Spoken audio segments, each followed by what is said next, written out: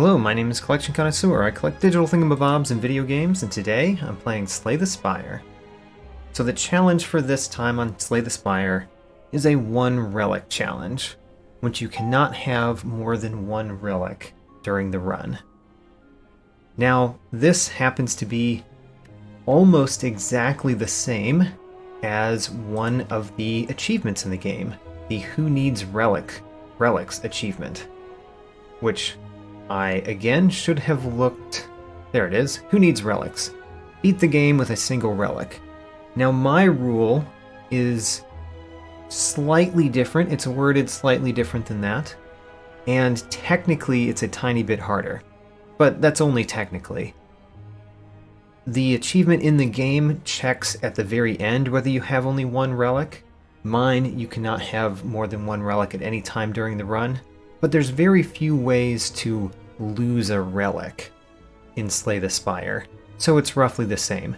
Technically, you could get the Golden Idol, which is a relic, and then chuck it into a Moaui head. Wow, I said that totally wrong.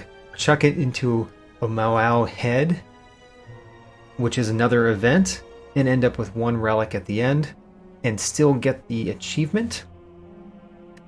But that's unlikely.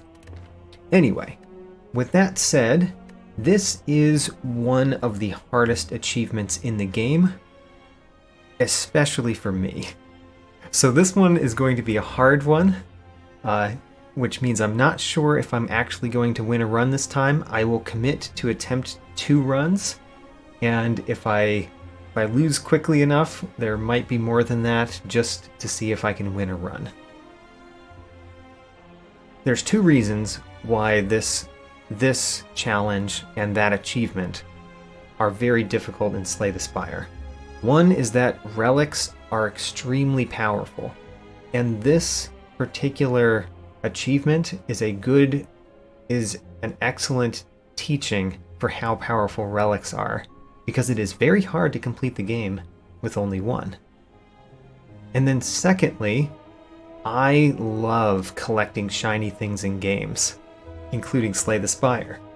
And the shiny things in Slay the Spire are relics. I have trained my index finger to click on every relic that I see in Slay the Spire for years. So I have to very carefully not do that. It's very easy for me to disqualify one of my runs in this challenge. So I'm going to be a little bit slower, hopefully, when considering events or rewards from battles. Anyway, let's get started. I'm going to try this first with the silent. Mainly that's because of the thumbnail that I chose. However, I think that the silent maybe is one of the hardest characters to win this challenge with. And just to throw in a little bit more, because why not do a little bit harder than I'm doing and try on Ascension 3. So the question, which class has the best odds without relics? I don't know the answer to that one. My guess is it's probably the Defect or the Watcher. The Defect, the reason that I think the Defect probably has the best chance is because you can pretty easily build a deck that uses orbs a whole lot with essentially easy to find cards, and just churning through a whole bunch of orbs is pretty decent as a deck idea. And then the Watcher, the starting deck for the Watcher is pretty strong, and the starting relic for the Watcher is not bad.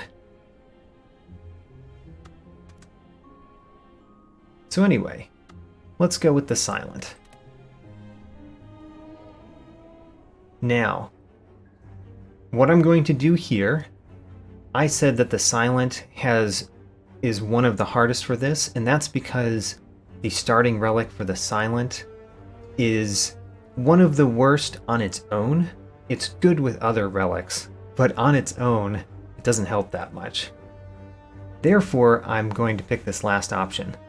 This last option has a possibility of disqualifying the run immediately, because if you get the Calling Bell, you'll end up getting a whole bunch of relics. I think that you can pass on the relics if you get Calling Bell, but still, this could be a bad choice, but it has the best chance of being a good choice. So here we go. The Runic Pyramid, I no longer discard my hand. That's an interesting one. It makes it so that poison decks that have Catalyst in them are possibly much better of an option for us. Now, since I am on Ascension 3, there will be a lot of elites. Elites don't do much for you when you can't get relics, but they do still do some things. I think what I mostly want to do in my pathing, though, is to go to as many fireplaces and shops as I can. Shops are a good place to get rarer cards, and we rely on our deck a lot. That reminds me of one other thing that I forgot to mention. The other reason why the Silent is one of the harder ones to win this challenge with is because you start with 12 cards. Starting with 12 cards is just worse than starting with 10 cards. Alright, let's start. At the beginning, the first act will not be too much different because normally in the first act you don't really have many relics anyway.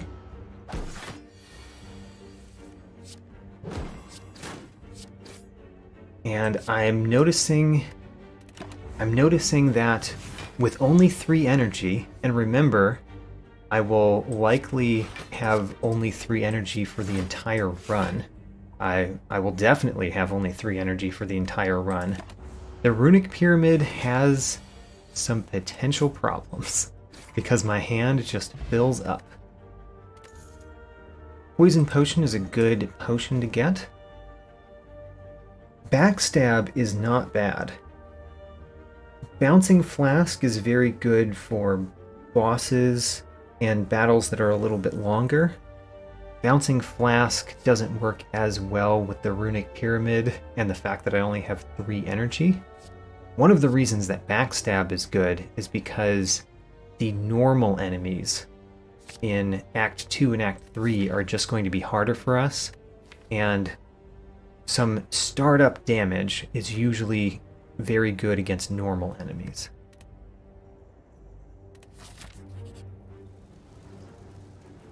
I do want gold. This is an event that does not give me a relic. I'm going to take the gold. Gold can transform into cards in the shop.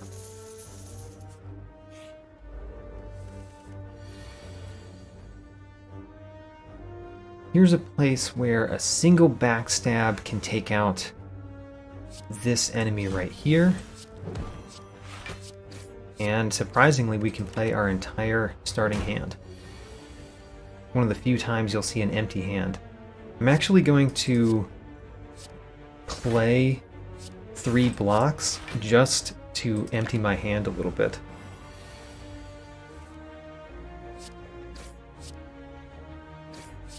I guess that didn't matter in that battle, but it is a thing that I will maybe want to do in future ones. So I said that Catalyst is very good with Runic Pyramid, and for that reason I'm going to take it.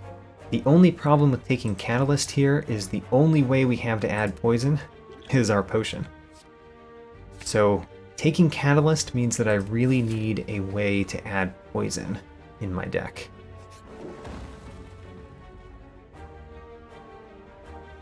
I think that I want to remove a card, but the other option is Transform.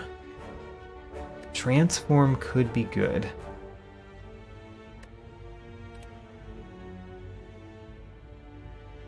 It's either Forget or Change. It's not Grow for me. Let's go Change. And as always, my least favorite card in my starting deck is a Strike. I got Distraction. Not the best, but it is at least a card that an upgrade can make it cost 0, so it's not going to fill up my hand as easily if I upgrade it.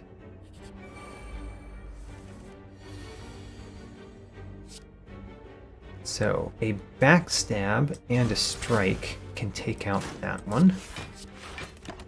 And let's take no damage in this one.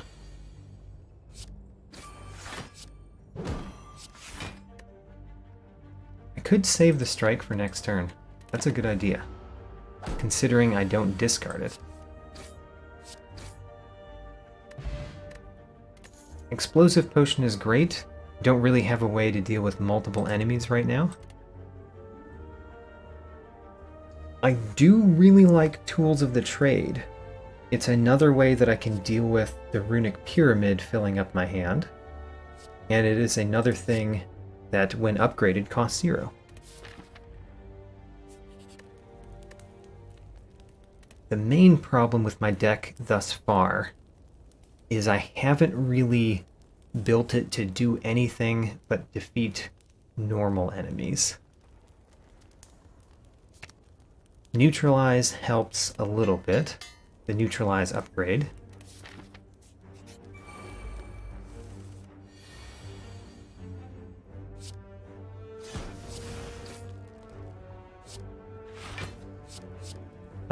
Discard the strike. There.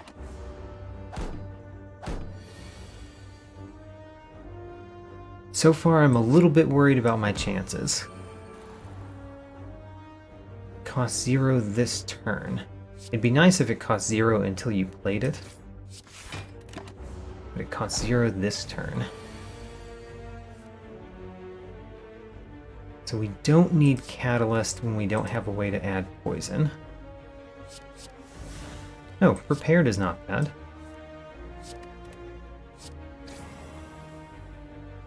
And then I want to draw all those cards. I will, because I only have 4 in my hand.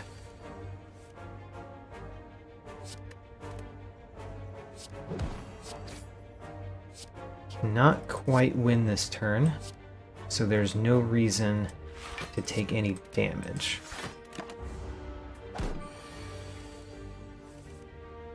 Even without any card that specifically works well with Runic Pyramid, you can see how Runic Pyramid is a powerful relic to have. It's much easier to plan your next turn. I'm thinking Slice. It's a decent add. Replaces the strike that I lost. Okay, most likely I'm using my Explosive Potion this turn, but I'm gonna give myself a couple turns to think about it. Oh, wonderful. Bouncing Flask. This will at least knock out some artifact charges. There. And then let's go for the right one a couple times. I guess the Catalyst is better now than it ever will be, but still, I don't think I care about it enough to play.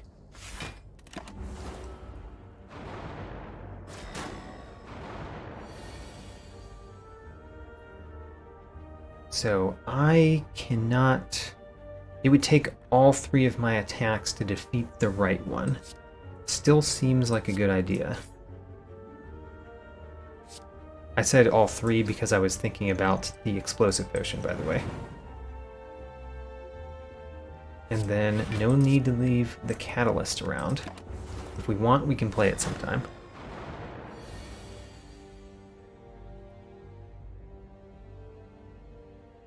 I do want to play Tools of the Trade.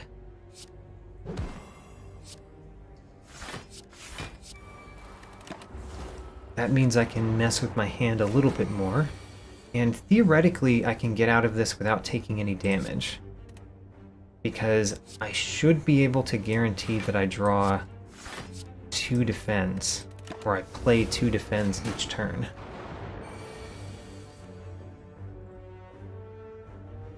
Yes, I don't need the defend because I'm going to defeat this enemy.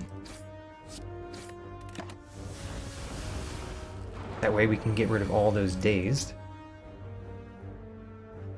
And let's discard a dazed because I want to use Bouncing Flask next turn.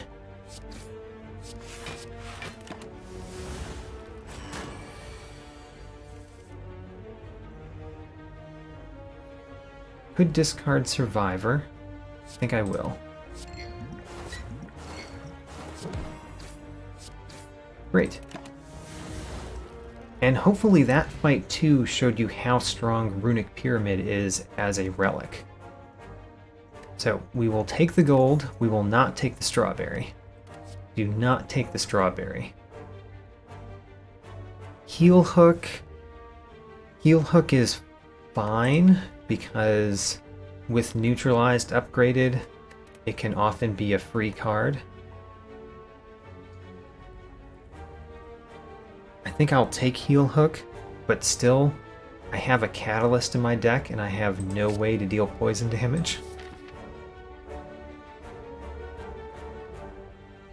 Now here I've got two choices. I could go this way, hit the shop.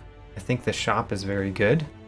Or I could go this way and hit an elite and potentially a shop or a fire. I think I want to go this way. Get more fires. Now, I am going to open this chest, but I will not take the relic inside. The reason to open the chest is that it sometimes has gold in it. And there's no downside to taking the sapphire key.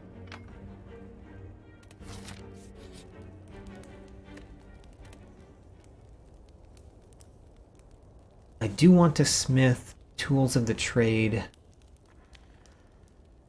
and Distraction.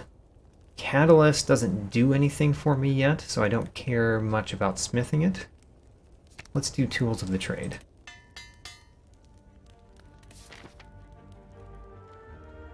I feel not great about our boss here, Hexaghost. I really do need something out of this shop. We can't buy the relics. There is nothing here that adds poison, so we still don't have something for poison. Flying Knee slightly gets around the problem of having only 3 energy a turn. Wraith Form is very good. It works well with Runic Pyramid because you can play it when you need to. The fact that it costs 3 is painful though. I think it's good enough that I take it anyway. And then let's remove... Can't really remove a strike because I need the damage. Well, I could remove a strike. I did add Slice and Heel Hook.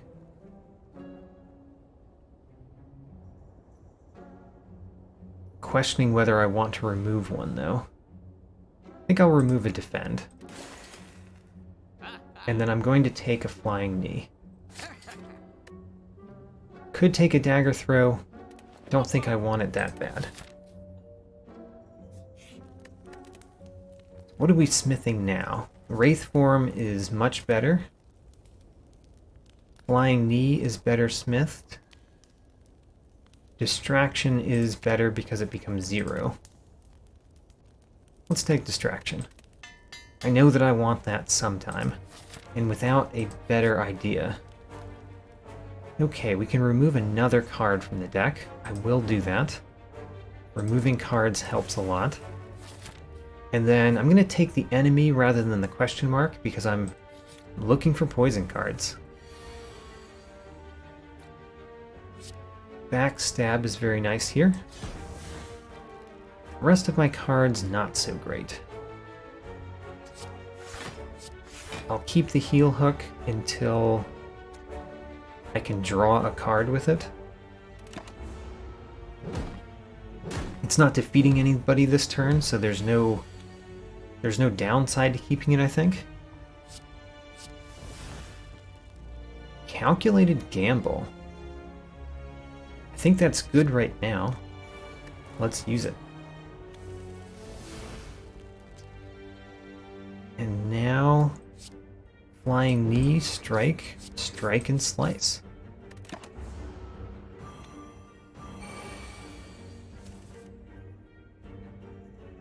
They're only doing 8 damage. And I can defeat one of them.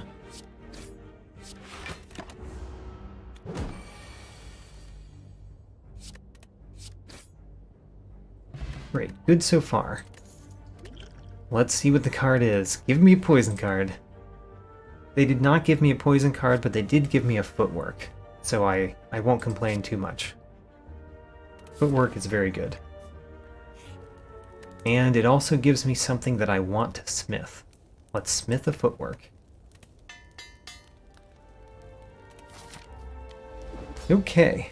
Hexaghost is potentially not great for this deck. The problem with my deck is that I just don't deal damage very quickly. I do a little bit of damage quickly, but not enough to defeat Hexaghost very quickly. And Hexaghost punishes you for taking a long time in the battle. So we're definitely playing footwork. Let's see what distraction gives us first. Dodge and roll. Dodge and roll is good. It's only free this turn.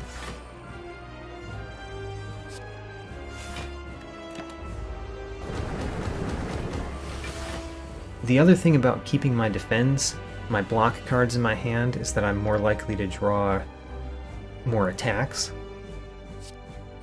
By the way, because if I don't shuffle them into my... if I don't discard them, they don't get shuffled back into the deck. So I draw more attacks. Again, I'm going to keep Heel Hook because I can use it a little bit later to draw a card too. I was going to draw more than 10 cards that turn. I wonder why.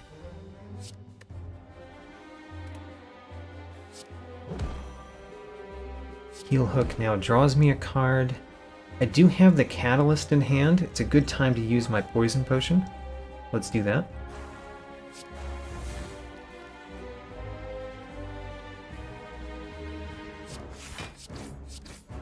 And next turn I think he's blocking. Nope, that's one more turn.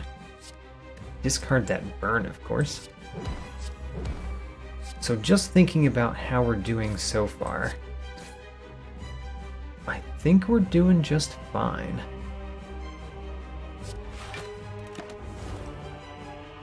I don't like my deck enough. I like it okay. But I said that Hexaghost was going to be hard because I didn't have much damage. And again, just not discarding my block cards has helped with how much damage I deal. There's a burn in my hand. There's two ways to deal with that. One way is Survivor. Do I want to Flying Knee Strike? Doesn't do a lot of damage, but it does something.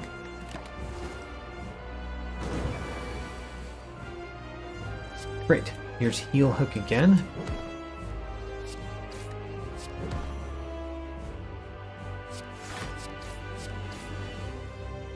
Could have used Dodge and Roll, I guess. I still will, even though I used the other Defend.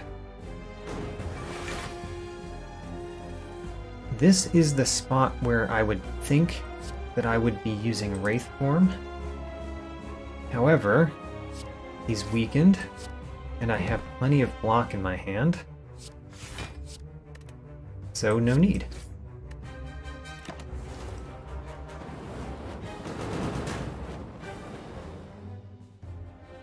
The burn pluses, though. Burn pluses are bad.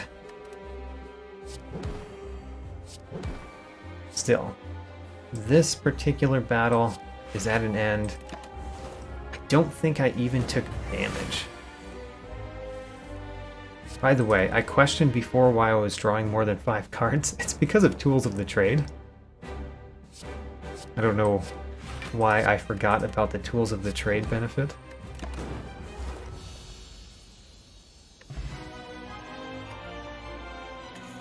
Distilled Chaos usually is a pretty strong potion. And then Burst is excellent with Catalyst. So we're taking Burst. That's also something that I like upgrading. The only problem is that we still do not have a way to add poison. And that chest only has relics in it, so we'll leave it sitting there.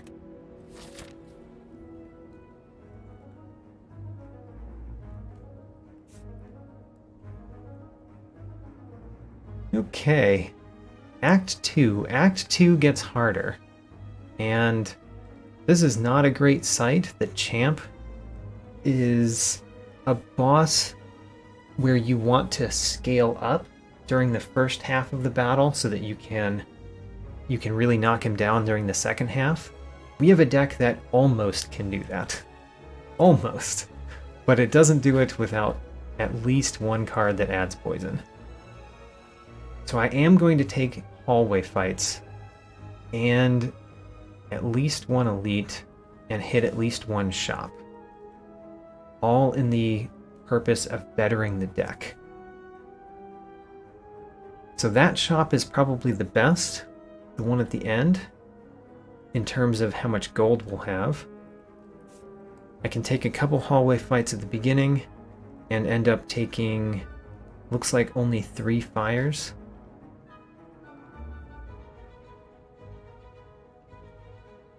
I think that's still the best way. Act 2 is going to be significantly harder than Act 1. I still don't have a deck that does that much, and everything else is scaled up.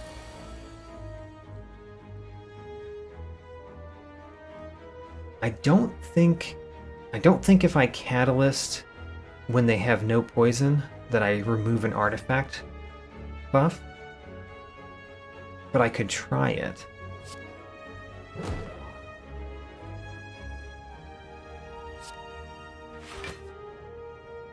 Thinking about trying it.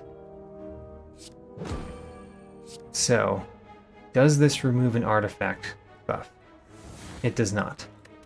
You have to actually add at least 1 poison to remove the artifact buff. Okay. This is a time that I might want to use Wraith form. It's unfortunate, because it only gives me 2 intangible, but let's go for it. And our goal is to knock down the Spheric Guardian very quickly.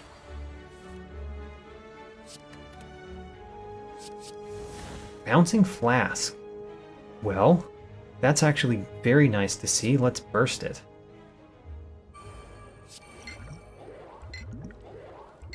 That makes me wish that I didn't use my Catalyst in an experiment. But I guess it doesn't matter because we're winning next turn.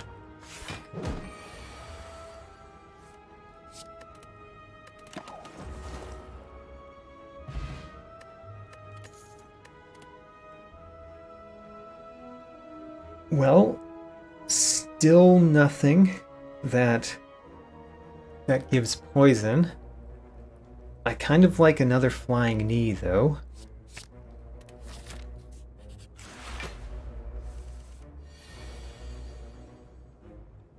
This is unfortunate. I might use my Distilled Chaos here.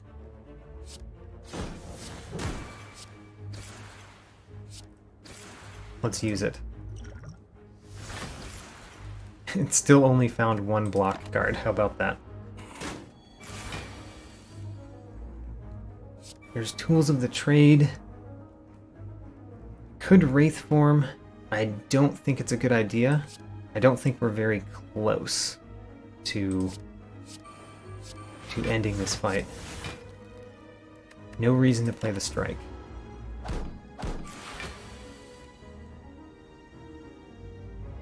What do I discard? I guess I discard Wraith form. This is a pretty decent hand. Neutralize and Heel Hook. Of course, we can do a Flying Knee in between so that we knock down 1 more of the plated armor. Escape plan is fine. Oh, gave me another Heel Hook this turn. And then Footwork.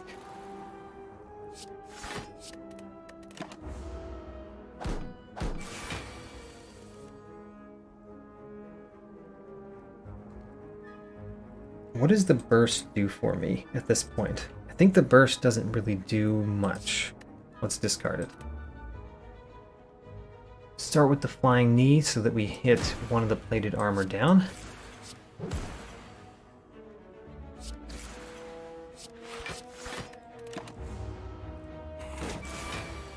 So a mechanic that does not come up very often about this particular fight is that if you knock out all of his plated armor, then he gets stunned.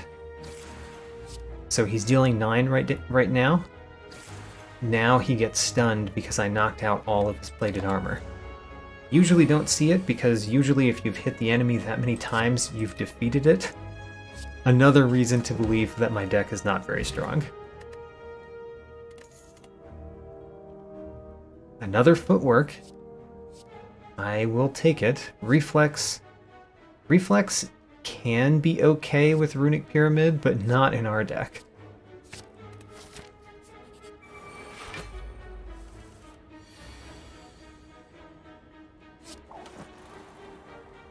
Let's take out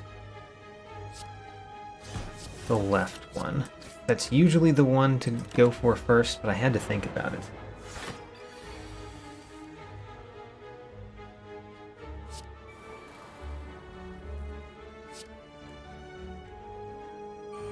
Burst to defend. The nice thing about not having a great deck is that at least our footworks can help us defend. Let's get rid of Wraith Form. We're nowhere close to the end of this battle.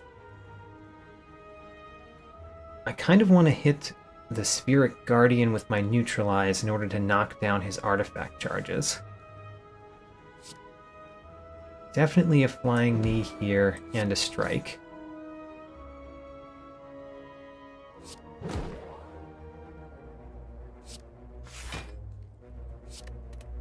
Taking damage.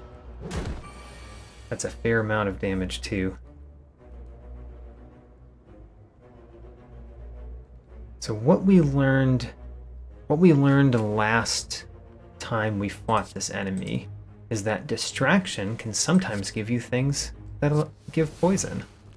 Ho-ho! It did again. It only works this turn, and it would get rid of both. It only works, I mean, it's only 0 cost this turn. It would get rid of both of his artifact charges, but not give him poison. Is that still worth playing? I think it is. That allows us to put Weaken on him next time we draw a Neutralize.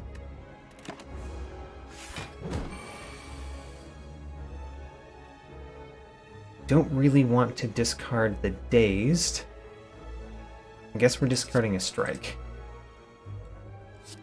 Neutralize makes that a lot nicer. And I still don't want to play the Wraith Form. Question is whether I want to discard a Dazed by bursting my Survivor. First one, discard the Wraith Form. Second one, do I want to discard the Dazed so that I can play the Strike? I think so.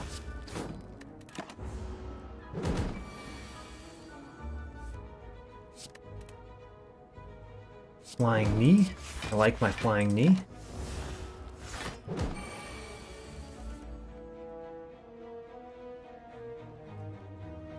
He's got so much block. I drew my Wraith Form again, and I still don't think I'm going to play it. So we're going to burst the Defend and neutralize him. Take a couple damage.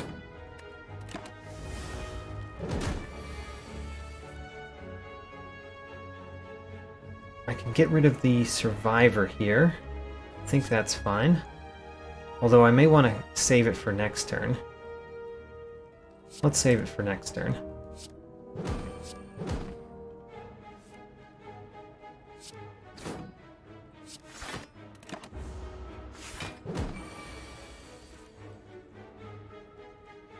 Still not playing that Wraith Form because I can block just fine.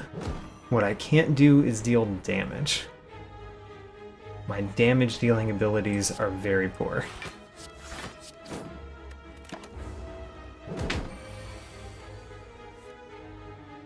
There's Flying Knee, though.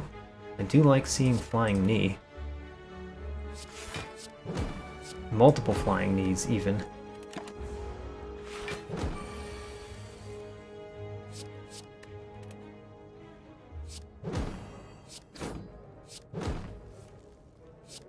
And we're actually close to winning this battle at this point.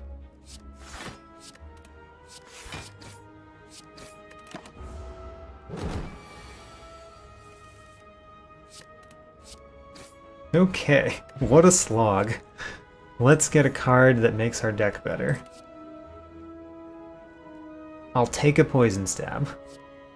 It's not upgraded. It's not the best of the poison cards, but I will take it. Give me something. I cannot take the relic because this is a One Relic Run, so let's upgrade. And I have two choices, really. Footwork or Catalyst. I think I want to actually upgrade Catalyst. The other choice is Burst. Burst might actually be better. Let's upgrade the Catalyst. I know that I want it. And now I'm going this way. And I still want to fight normal enemies.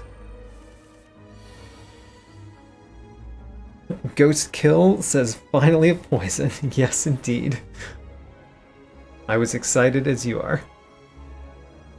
I don't really want to defeat the Fungi Beast this turn because we'll take a lot of damage. We'll take just as much damage, more damage from the Shelled Parasite being vulnerable as the Fungi Beast is doing to us. So I think what we're going to do is just knock down a little bit of the plated armor.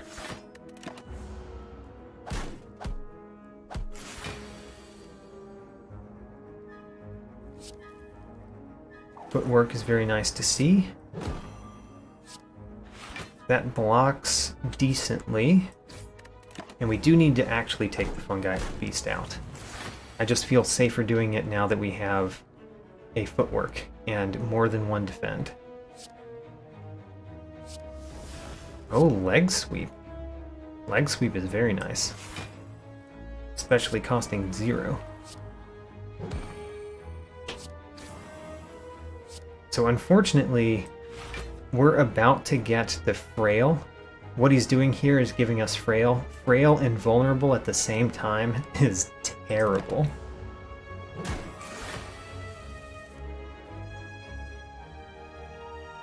But we're still okay.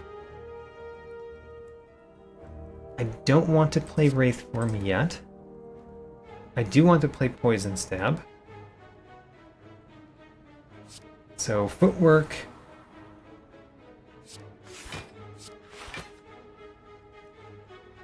I will discard Catalyst. We're going to draw it again before I care to play it. And let's start putting some poison on. In theory, I could have played Flying Knee and then played Poison Stab next turn.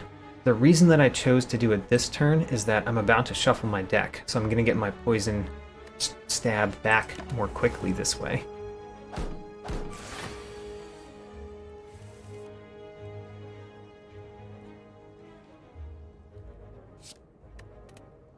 I want to play Survivor so that I can block everything. There's a Heel Hook. There's a Flying Knee. Neutralize to keep him neutralized. And then unfortunately this Leg Sweep just costs too much energy. So we're going to discard it.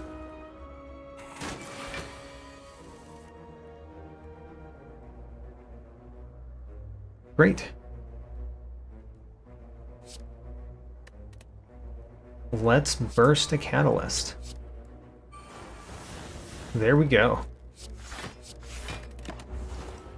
And now we see what the deck can actually do when you have a poison card. You can go from 44 to dead in essentially one turn.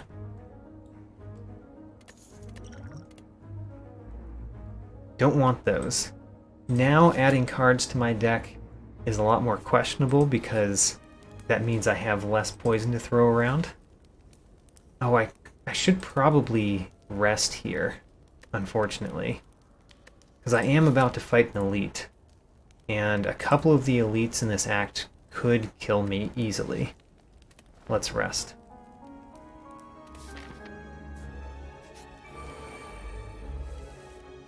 This one I feel okay against, of the elites that we could run into. And the leg sweep is not bad either. So backstab, and then I can play all of these. And I think I do want to... I want to defeat this one and leave this one weak, because I don't trust my ability to deal out damage.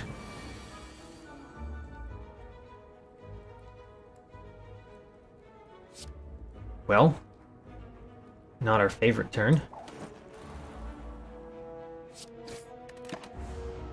Just take 7 on the noggin.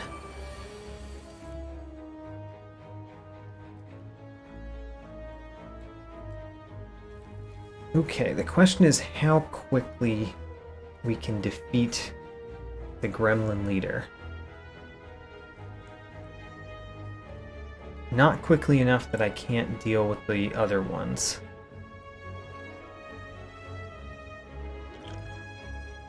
I think we'll need the speed potion later in this battle. What I need to do is make it so that there's less attacking me.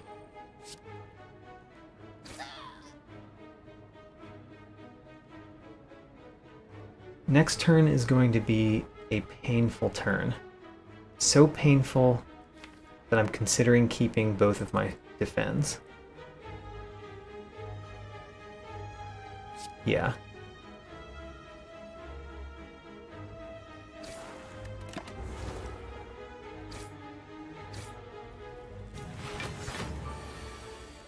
Alright, there's the painful turn. And unfortunately, we do not have a weakness. So we're going to play our speed potion. Use the slice over here. We can't use the Wraith form yet. We're far too far away from winning the battle. So now I'm going to burst. Burst Survivor.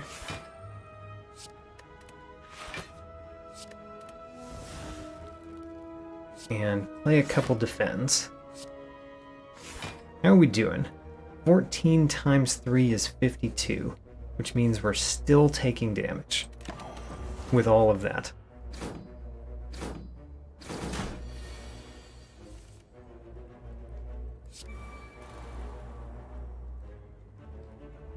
Footwork does help overall,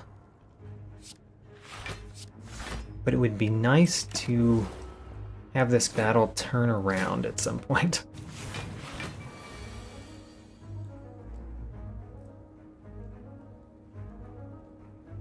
I think unfortunately this might be the Wraith form turn. Even though I feel like we're not ready. Especially because this significantly limits how many cards I'm going to draw.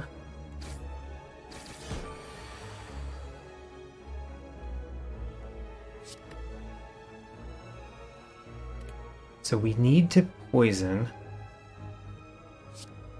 Let's do the heal hook first. Slice, flying knee, poison.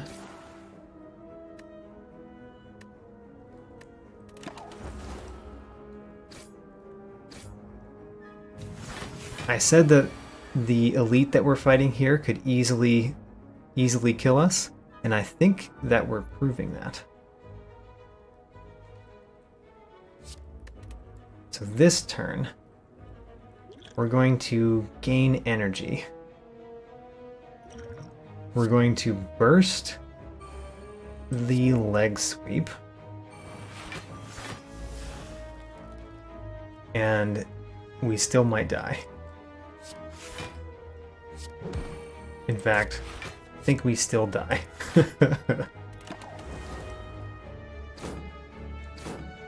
Alright, that was the first run.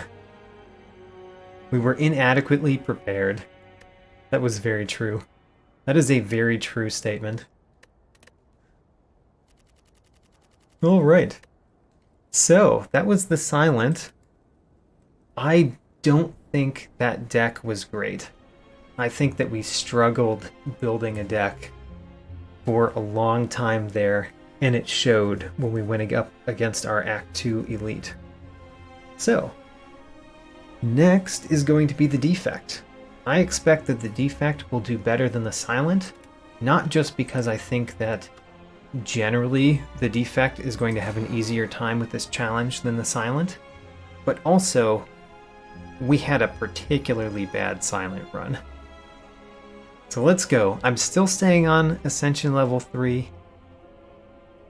Maybe if this one dies pretty fast, I will knock that down. But for now, I'm going to stay on the Ascension level that I've unlocked so far in this profile. And with our Defect, so I cannot choose the second one, because you can only have one relic. Transforming a card seems pretty good. Obtaining a curse for 250 gold. I mean, we could do that. We could hit this first shop here. Go down this path. Attack a few elites. We might be able to build a deck very quickly that way. And then, of course, obtaining a random boss relic is always a decent option. I'm going to go for the 250 gold. Regret? We will not keep that very long, but it's a terrible curse.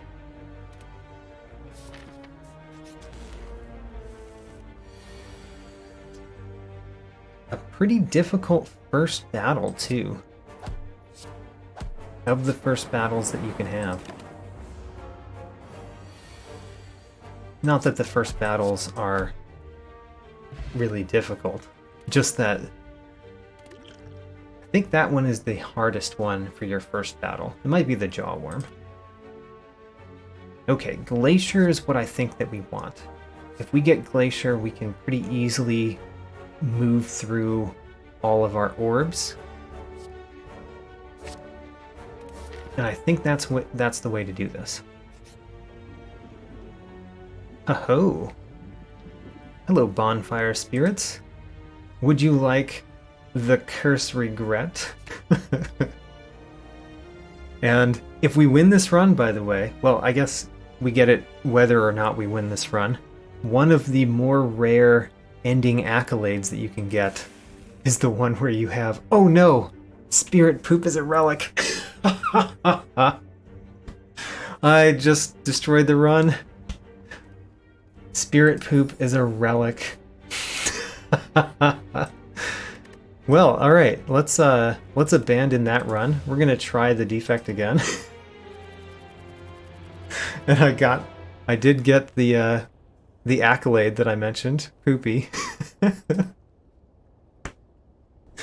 All right, well, let's try that again. Again, I think that I need to be much slower. Think about the challenge that I'm in. And this time we don't really have many options. By the way, I could make the same mistake again here. I'm not going to. But this particular event option gives you a relic. Even though it doesn't say that it does in the text, it gives you a relic, so we can't choose it.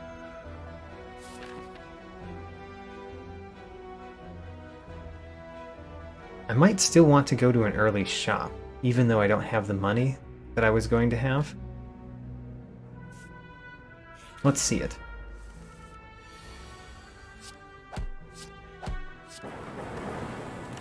Again with this battle first.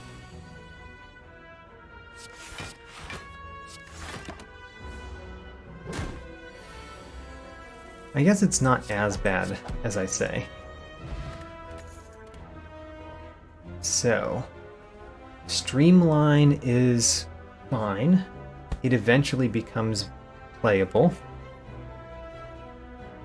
Stack? I mean, we could just build a really big deck with stacks. Beam Cell is probably not great. You know, generally I think I want to use lots of orbs, which makes Beam Cell not great, but it's okay.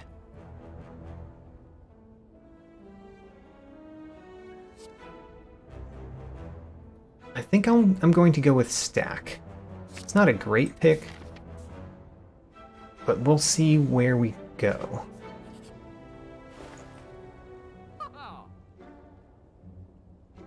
All for one. It's not too bad. We could get another stack. We can't get both of those.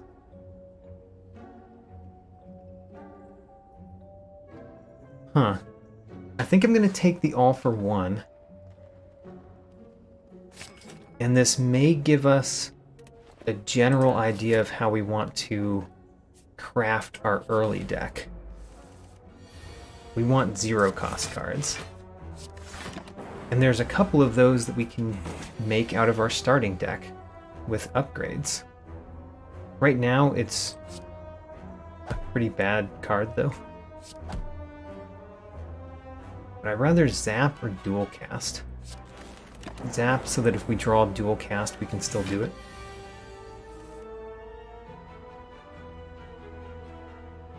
Here's where stack is pretty bad. It would give us 2 block.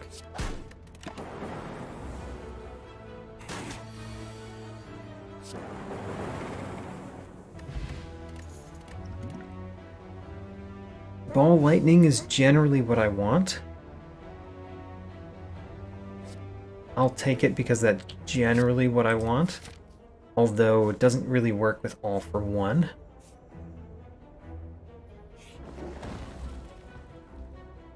Huh. Remove transformer upgrade. There's definitely an upgrade that I want.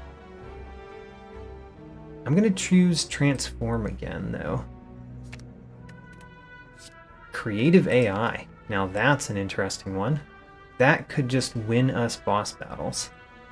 And the upgrade does make it more playable.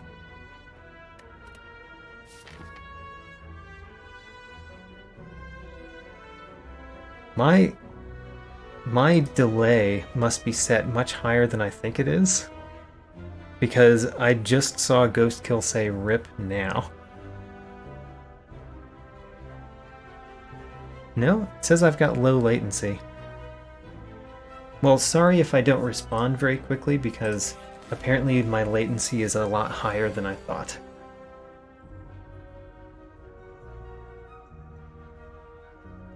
This is not really a battle for creative AI. This is a quick battle. Especially if you do not draw block, and you just draw tons of attack cards.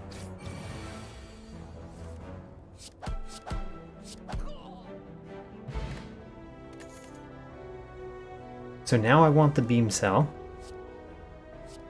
because Beam Cell is a 0 cost. It also happens to be pretty good against the Gremlin Knob. I'm also going to use this attack potion. Streamline seems pretty good here.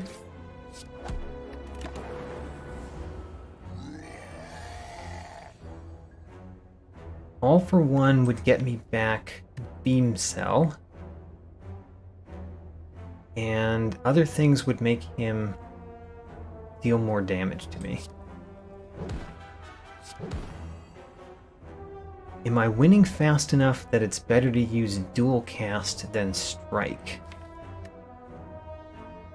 Next turn, I'm doing 13, 16 damage. 16 next turn, plus dual cast this turn would leave him at 1. So it's not enough unless I just happen to draw an attack card next turn. So I'm not playing dual cast.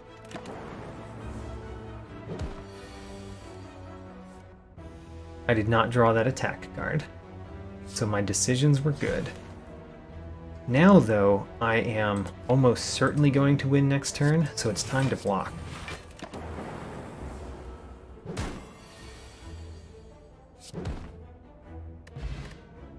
Do not take Happy Flower. This is the One Relic Run. Do not accidentally click a run. Click a relic.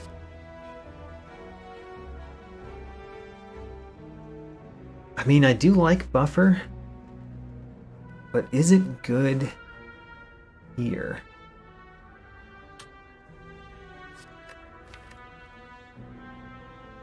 Probably. It's just a very strong block card. I'm making my deck pretty bad against multi-enemy battles, though, and that's something to consider about taking Buffer. Taking Buffer and using primarily orbs, which, by the way, we're going to upgrade Zap so that All for One does more.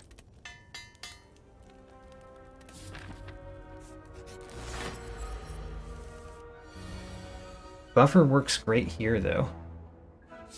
So we are not going to wake up Lagavulin. You have 3 turns that you can use not waking up Lagavulin. And if you have a deck that can prepare, it's good to wait those 3 turns. Particularly in our deck, we have Creative AI, which is an excellent reason not to wake up Lagavulin until you have to. This turn, you don't technically have to, but Lagavulin is going to wake up anyway, so there's no reason to leave him sleeping.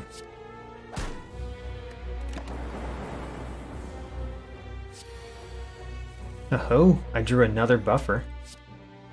Drawing another Buffer is nice. That's basically another 20 damage that we're going to avoid.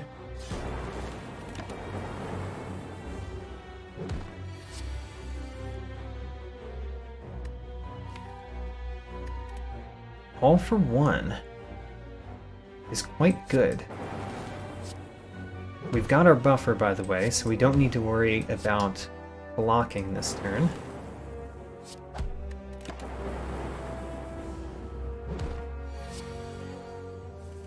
And Defragment is quite strong. Alright. That was an extremely clean Lagavulin fight. Especially as early as we are. Do not take Centennial Puzzle. Another All for One. I like it. We have sort of a deck that we're building. We can take this, avoid the Blood Vial. I've successfully avoided 3 relics in my second attempt at the Defect.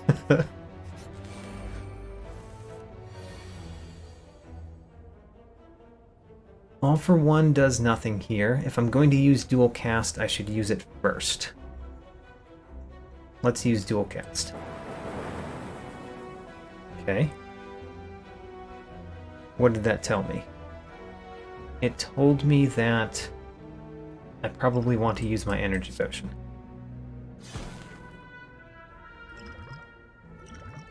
Because we can wipe these 2 guys out and take only 5.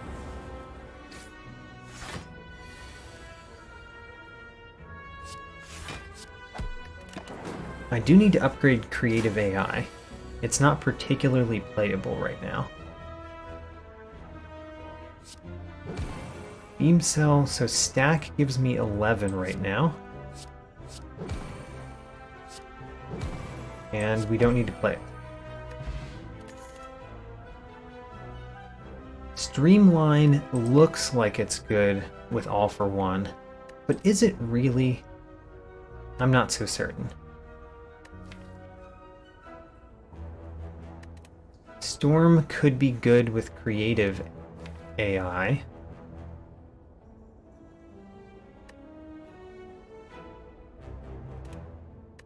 I'm gonna take Storm.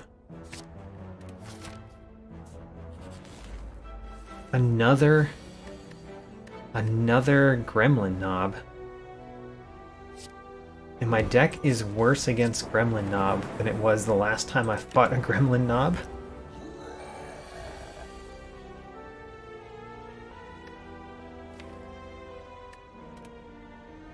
Well, guess we play All for One, because we at least get back Beam Cell.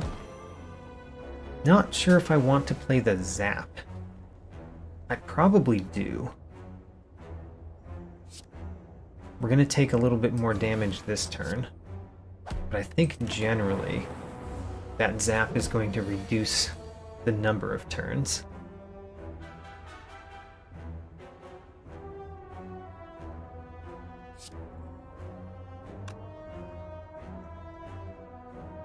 So All for One and Strike.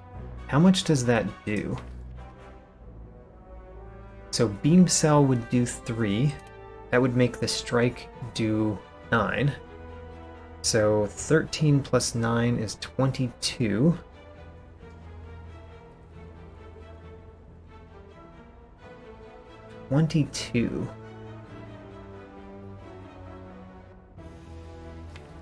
As opposed to waiting until next turn and playing Buffer. Those are my two options. I could play Buffer Strike, or I could play All for One,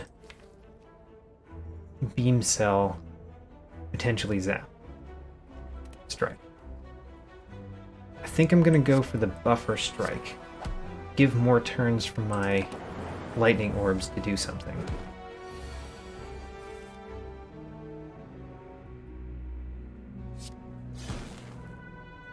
And what do you know? That was a good decision based on what I drew.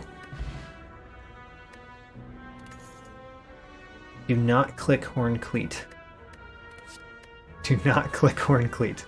Alright, go for the Eyes. Go for the Eyes is a 0-cost card, and really, it's one of the few cards in Defect that give weak. And giving weakness is pretty important. I don't think I want that many more cards, so I'm going to avoid the hallway fight, see if we can get a good event, which we did not. I don't think that's a good event.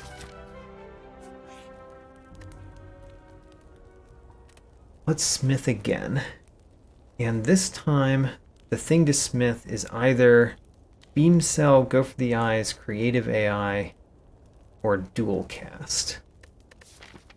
That's a lot of options. I think it will be Dual Cast. I've got 2 All for Ones in the deck.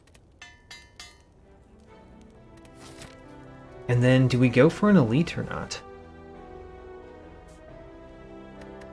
What does my deck say? My deck says that if we fought the 3 Sentries, we might do pretty badly. If we fought Gremlin Knob or Lagavulin, we'll do just fine. But the 3 Sentries could be bad. So let's not take the Elite fight.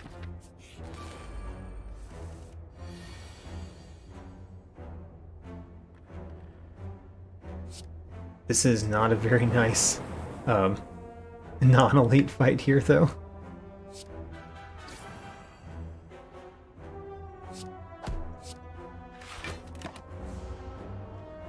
And I somewhat regret taking Stack. I didn't have very strong feelings about Stack, but it's turned out to be pretty bad overall. This is a pretty nice turn.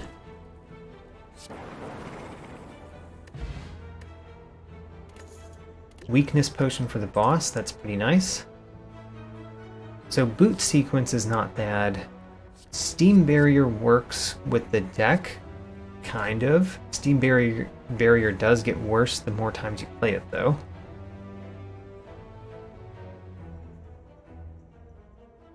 Boot sequence gives us something that's guaranteed to be in our discard pile if we don't play it on turn 1. That's not bad. And then, gotta rest. I could win without resting, but gotta be more careful, I think.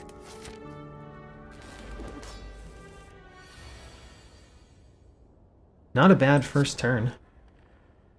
Beam Cell, Zap, Dual Cast, all for one. Beam Cell, Zap, Dual Cast. And we'll save Boot Sequence for the next time that we draw an all for one, which is right now. That's great. So playing all for one gives us more block than if we had played defense.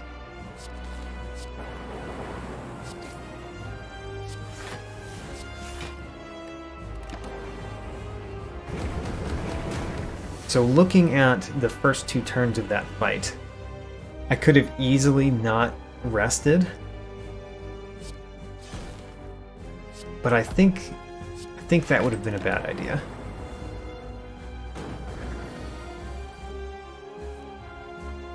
So all for one is bad this turn. Buffer is bad this turn. So we'll play the 3 non-bad cards.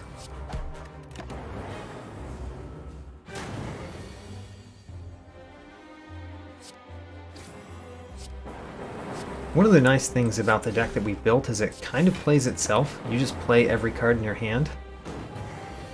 For the most part, you can even play them in any order.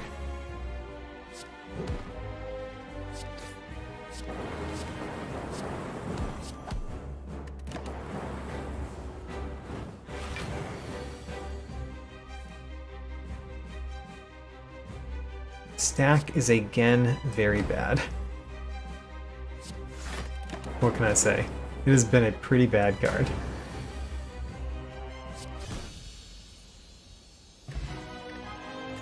I might remove Stack. So another creative AI is not the best. Not when we'll have max 3 energy. Seek is always good. Hyper Beam is questionable when we have Zap and Ball Lightning and Storm. So Seek is the one to go. There's nothing in there that we can take. Do not open the chest. Leave the chest to be. Act 2, I see a way to hit a lot of fires and a lot of events in Act 2. I think that's what I want. I don't really care for elites that much in Act 2, so let's just avoid them.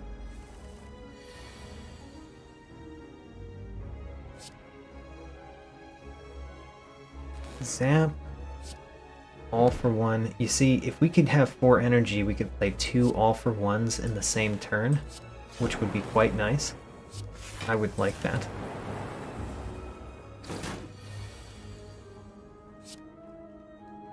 Technically, the Defect has a few ways to get more energy. But if we don't see them, we don't see them. Seek is not great, because it will add a dazed.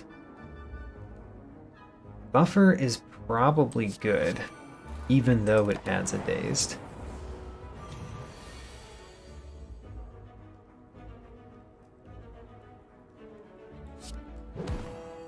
Well, this is not great, taking 9 damage. If I do this, we will most likely... Will we most likely win next turn? I think so.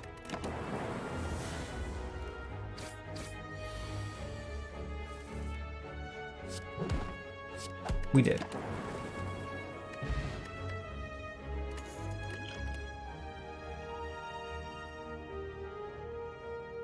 Barrage looks like it could be good.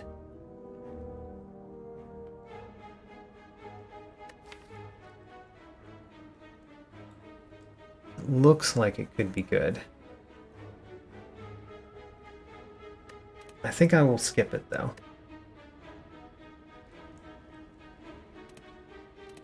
It's best against birds, which are something we could fight in this act. The Designer in Spire. I can remove and upgrade a random card, or I could upgrade 2 random cards. Those are the 2 that I'm looking at. I think I want full service. So we're removing a strike or a stack. Let's remove stack. Ooh, and it hit ball lightning. Not bad.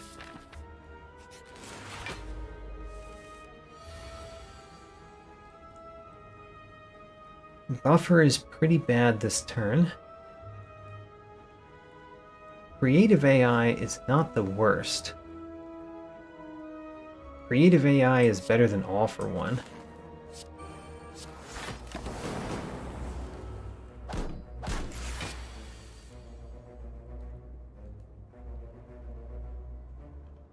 So this turn, we don't have any block. We could bind block from our deck.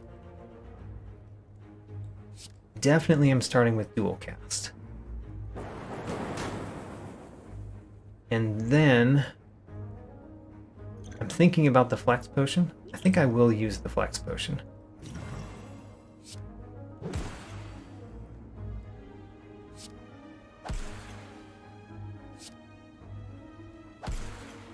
And I've been doing that because I've been wondering, what do I use the Seek on? I could use the Seek on Go for the Eyes. That's almost as good as a Defend in terms of block. And it deals a fair amount of damage this turn. That essentially gave us 4 block, whereas a block card would have given us 5. And we wouldn't be able to play Static Discharge.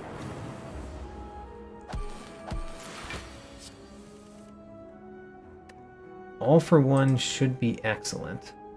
Yes. Let's play it.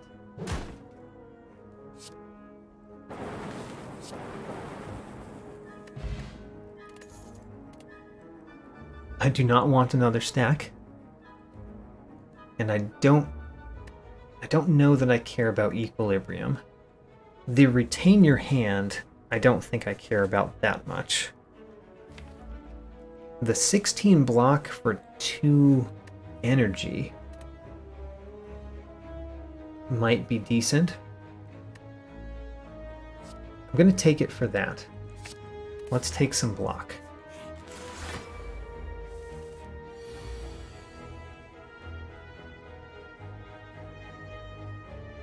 Here we are again where I have not upgraded Creative AI, and I'm thinking about playing it first turn and taking a bunch of damage, because I do. Well, here we are. This is the world that we're in. I should upgrade Creative AI based on how much I'm playing it. So Go for the Eyes gives weakness. Dual Cast, probably should have played that first. And then All for One. Or I could play Equilibrium. Equilibrium is probably what we want. We can play All for One next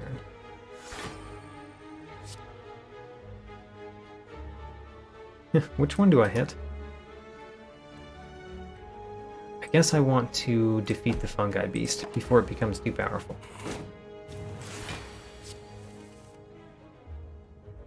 Bias Cognition would be better if we had Lightning Orbs. We will get Go for the Eyes and Dual Cast back if I play All for One.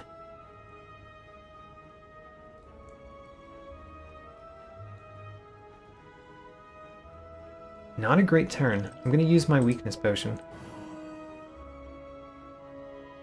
And the question is, do we play Storm and Bias Cognition? Or do we play All for One Beam Cells? If we play all for one in beam cells, we really only get go for the eyes back because dual cast does nothing for us. That doesn't do much. So I think instead I'm going to defend as much as I can, use a beam cell because I have it, and then play one of these powers. I guess it will be Storm.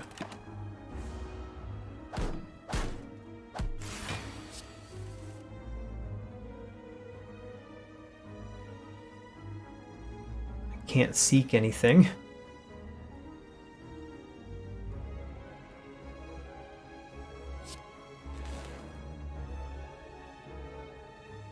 Alright. Zap, Bias Cognition, and then a couple of Defends is a little bit better than Buffer. I mean, Buffer would have given me another Lightning, I guess. And another Bias Cognition. That seems pretty nice.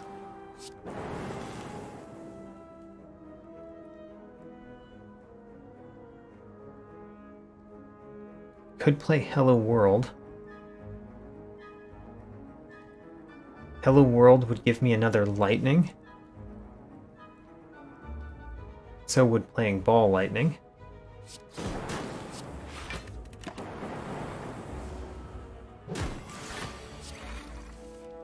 Alright. All we have to do is survive a couple more turns.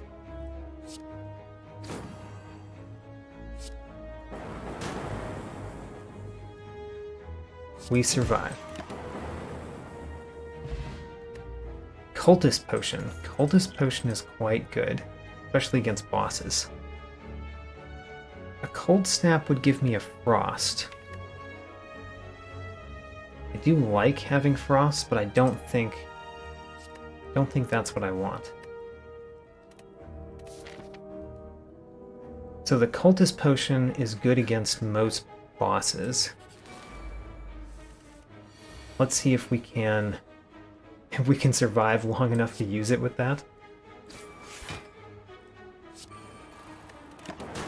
Because I'm questioning our survival rate. Due to things like what's happening right now. Go for the eyes, if we got it back, would weaken him. And we could play boot sequence. So, dual cast, all for one. That gives me a go for the eyes, which is great. A boot sequence. And then I could play Ball Lightning and dual cast. That would mean I still take 6 damage this turn. But honestly, playing both defends, which I can't even do, if I play one defend, I still get 6 damage. So.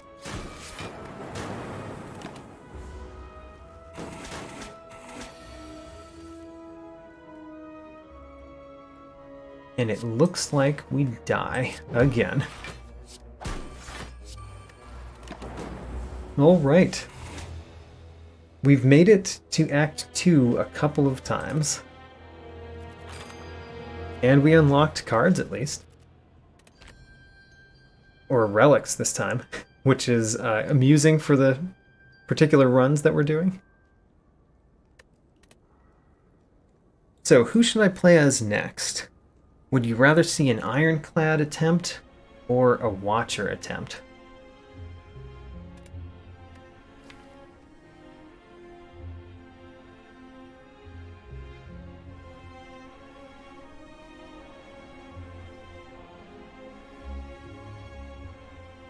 Ironclad or Watcher? And I will tick the Ascension down 1 level.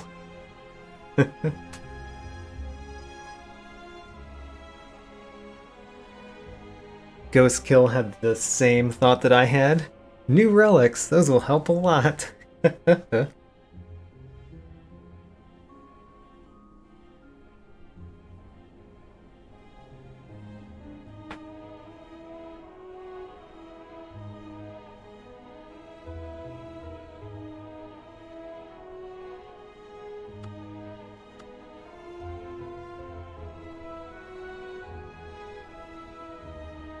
just pausing here because my viewers have a lot of delay, so I'd like to see if they have an opinion.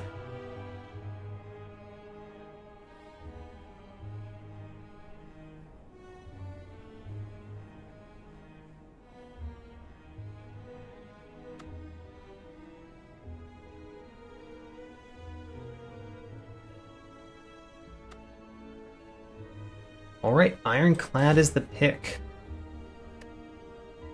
And I said I was going to knock the ascension level down 1. Doesn't help a lot. It makes the elites less deadly, but honestly, I haven't been fighting that many elites past Act 1. I can take 24 damage to remove 2 cards, or I can lose my starting relic and obtain a boss relic.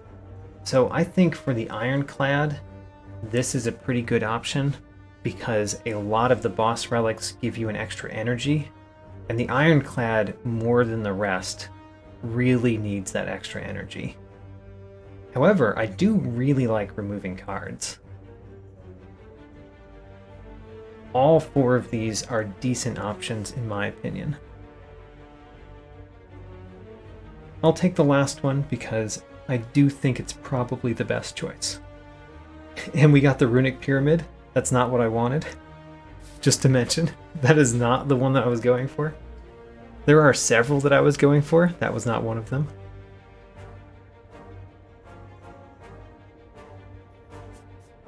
If I go this way, I'll hit a shop there. And hitting a shop there might help build this deck.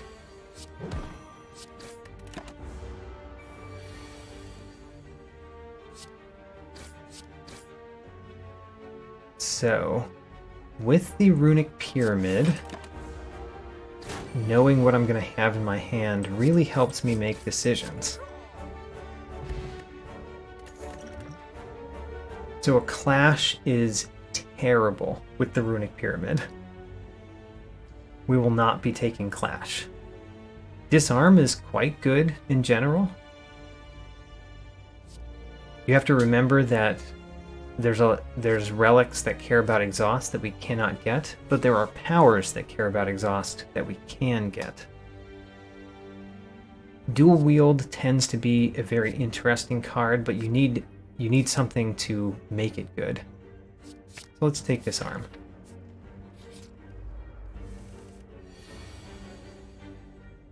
And let's disarm the spike slime.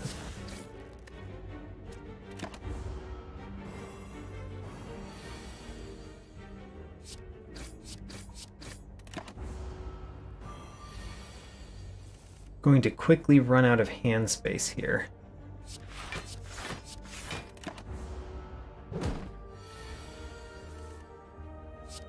Especially with the slimed. But I do have enough cards in my hand to defeat the enemy.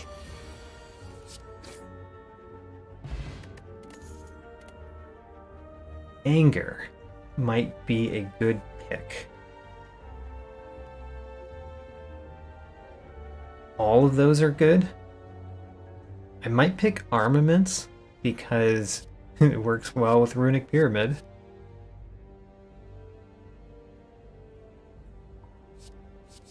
I do generally want to pick an attack card at this point in the run, but I'm going to pick armaments because I think it works well with the one relic that we have.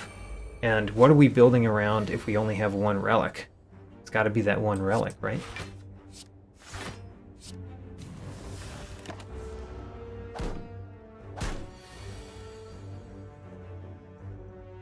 Attacking again.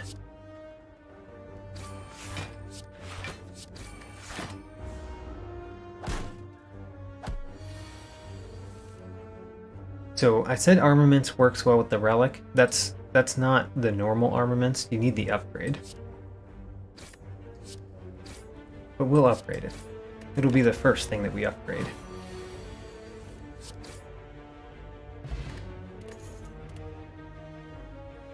So Body Slam is not bad because it could be a zero-cost attack when you upgrade it. Let's take a body slam.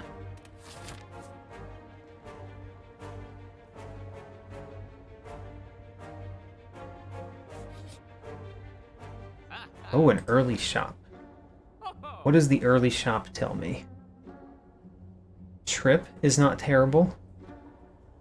Flex is a lot better with the runic pyramid than it is normally. As is rage, for that matter. And then fire breathing. Fire breathing could be good. Also, our boss in this act, fire breathing is excellent against. Let's take fire breathing. Fire breathing could be good. And then I don't have the money to get trip anymore. I think I will take flex. That's another thing that we need to upgrade, though. Taking several things that are important for upgrades. Hey, and we just got an upgrade. 2, quote, free upgrades. So, first upgrade that I choose myself is armaments. Now it upgrades all the cards in my hand. And as we've seen, I tend to have a large hand with Runic Pyramid. Elixir could help with the large hand. Ancient Potion could be good if we ran up against Gremlin Knob next. Blessing of the Forge seems to not go well with armaments in the deck. So that's the one I'm going to leave on the table.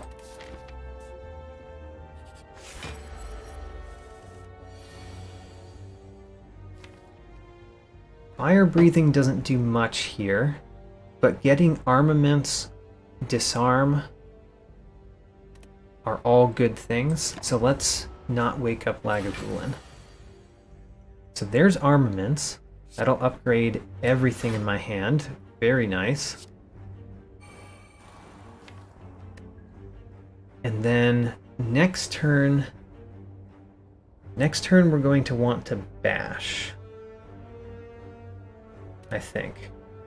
Of course, I can't really draw that many cards. Let's play defend so that I can draw a little bit more. We didn't get bash. Alright. There's no reason not to wake him up, though. Let's wake up this Lagavulin.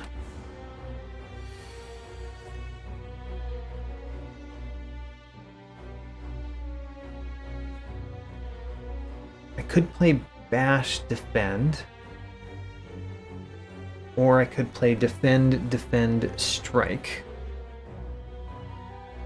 I'm saving flex for when he is not attacking me. Let's do defend, defend, strike so that we draw more cards.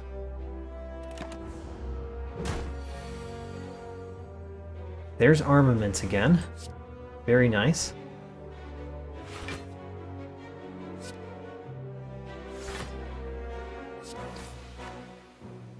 And this is a nice time to body slam.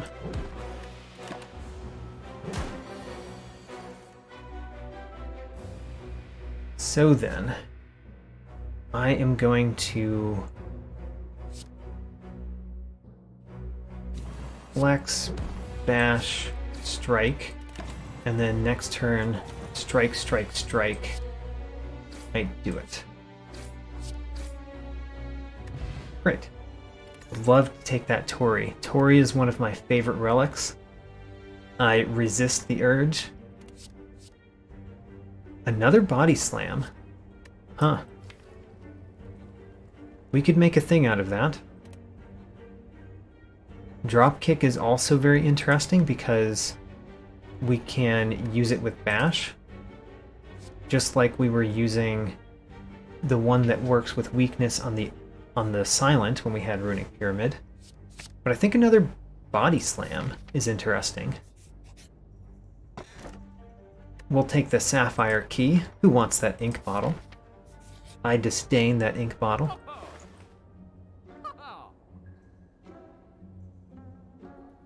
Dark Embrace isn't great. Another Body Slam. Let's take it. So I've got 3 Body Slams, and I really feel the need to upgrade Body Slams. We have a deck idea now. The next part is actually making that deck idea work.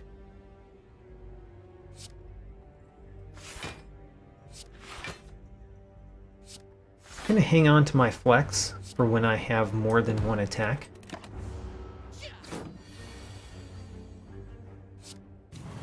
We are slamming now, as it were. I didn't use a single one of my potions. I'm doing surprisingly well considering that.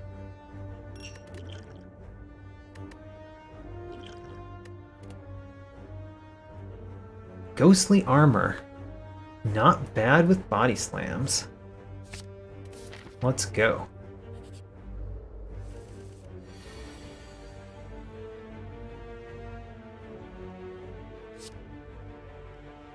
Bash and defend.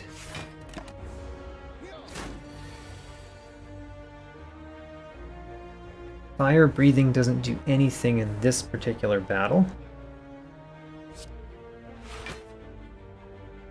So these are the 2 cards that we're definitely playing. And then I guess we just disarm.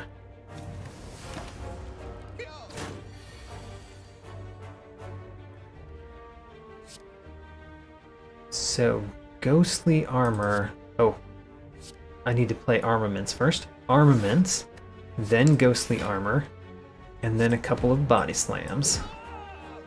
Slammin'. Don't feel the need for any of those.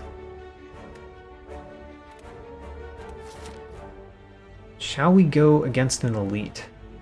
I think we're good against all of the elites now. I think so. And I've got potions to spend.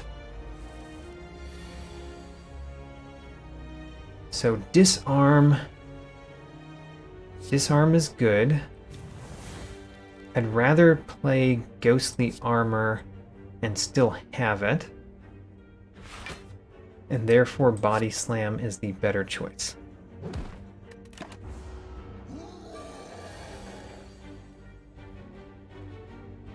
Armaments is definitely worth it, even though it gives him a little bit of strength. It says 0 strength because we use disarm on him. And then, do I want to play my defense just to make a big Body Slam? Probably not. I want to save up those defense for when we have more than one Body Slam. Same with that flex.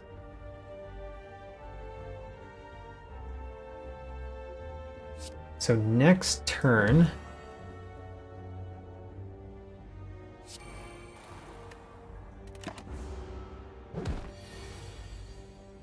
here's the turn.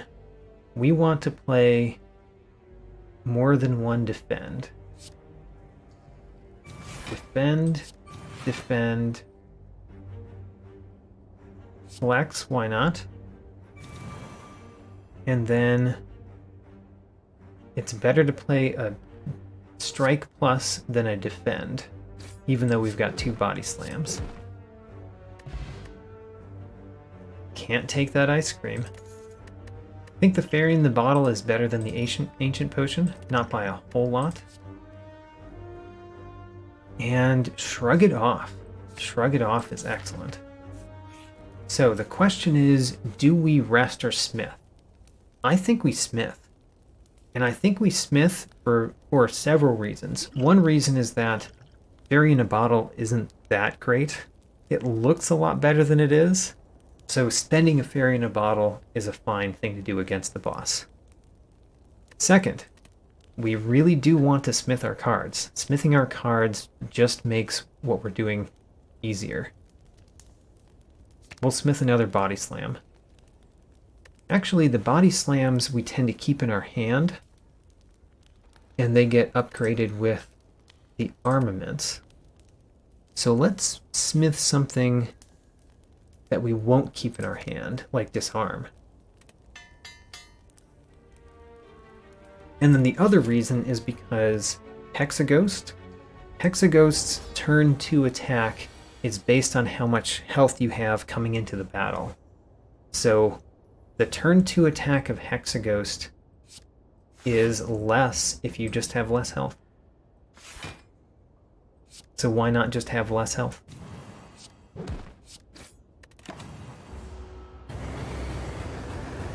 See, that's only 15 or 12 damage.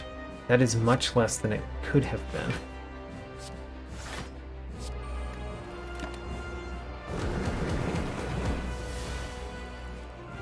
Disarm is very good against Hexaghost, especially. And I want to bash. When do I want to bash? After I use armaments. Armaments, bash.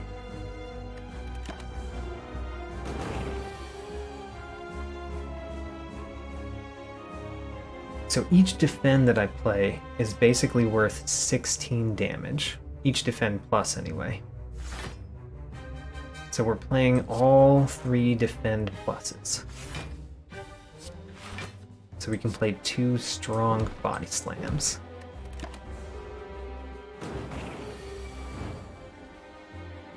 So the burn works with the fire breathing, by the way. It makes a lot of sense. When we burn, they feel the heat. I'm saving that body slam.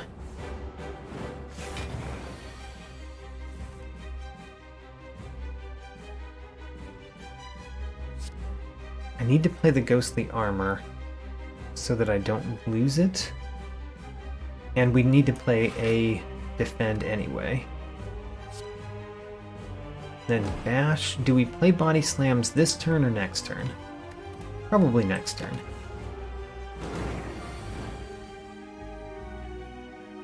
Alright, shrug it off. Defend. Flex. And body slam. Body slam decks are so fun.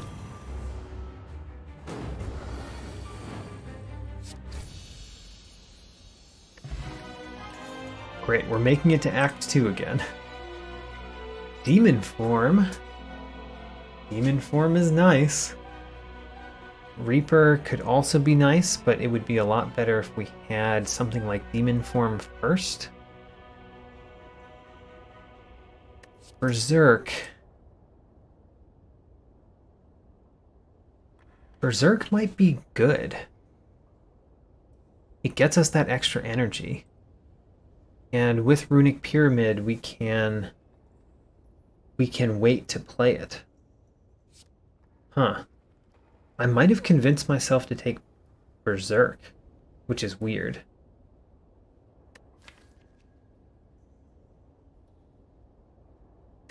I think I will. This is not the normal pick for me, though.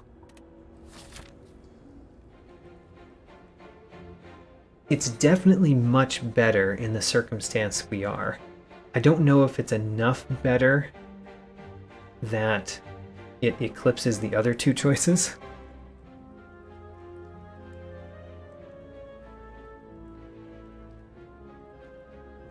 I want to hit this shop. And we really need fires. We're going to take several fires.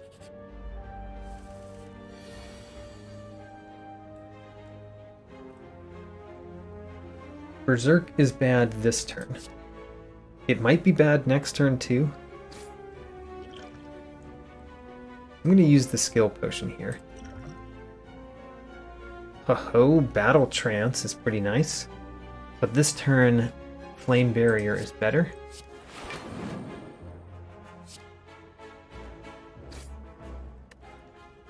And now Berserk is fine. Because we're only taking 1 damage. In the second turn, the Chosen is guaranteed to do this, to move to hexing you.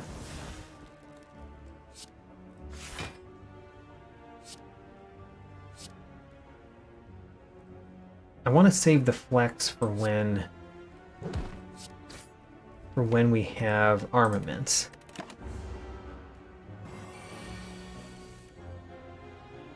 So now is when we have armaments.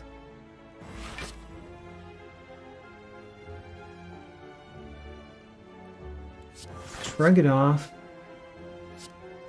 Ooh, fire breathing is going to be good. I forgot about fire breathing in this deck. If we get to play it, though. I think we will win before we play it.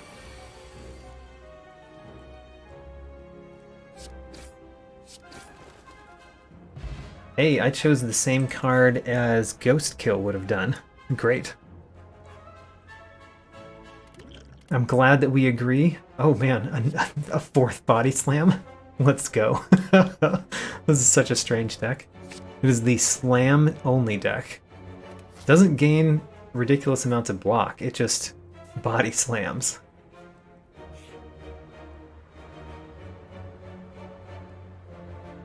Ugh, apparitions. 5 apparitions is very powerful.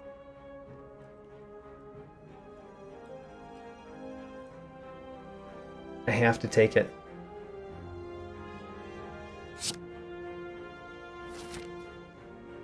That could win or lose the run, depending on how it goes. More likely to win the run, but that could lose the run.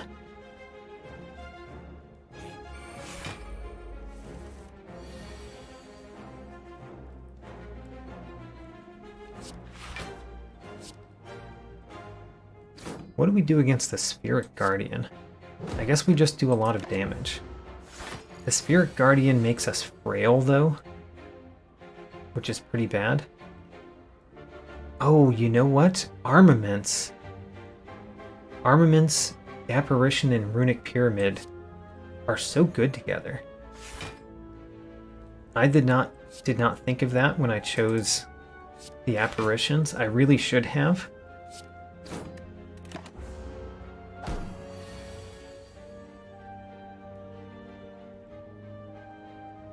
If we choose Berserk, we could use a couple of Apparitions.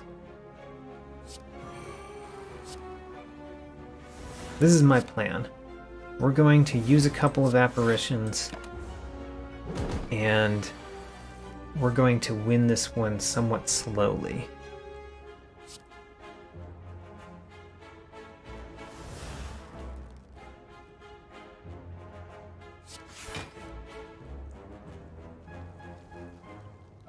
Let's use the flex. So I can flex. This strike is doing a lot right now. So is this body slam. And then the body slam and the strike are the same right now, which means we're playing the strike.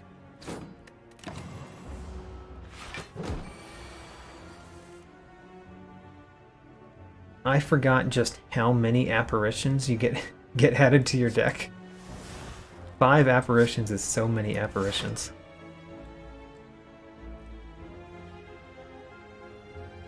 Let's get rid of the fire breathing.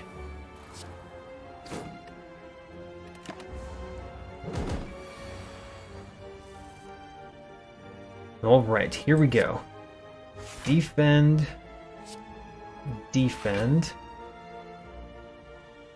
Flex. Body slam, body slam, body slam. Got him. Searing Blow, not what we need in this deck. Not what we need, but a very interesting card. One of my favorite cards in the game. It's really nice when card games, and this is extremely frequently done, when card games establish rules and then cards break those rules. Searing Blow is one of those cards that I really like, where it breaks the rule that has been set by every other card. And it's so fun, even though it's usually not great.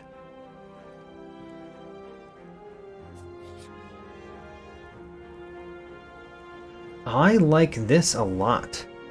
So this sacrifice is one of the few ways to gain max HP that's not a relic. And losing 10 HP is nothing, right?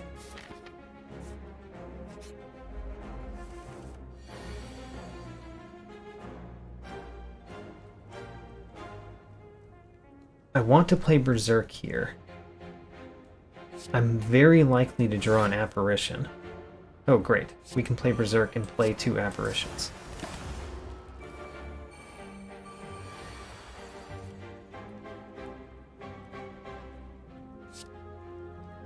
Apparition, Ghostly Armor, Defend, and then can we take any of them out?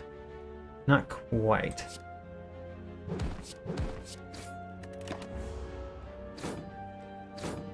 Hello Blake, welcome to the stream.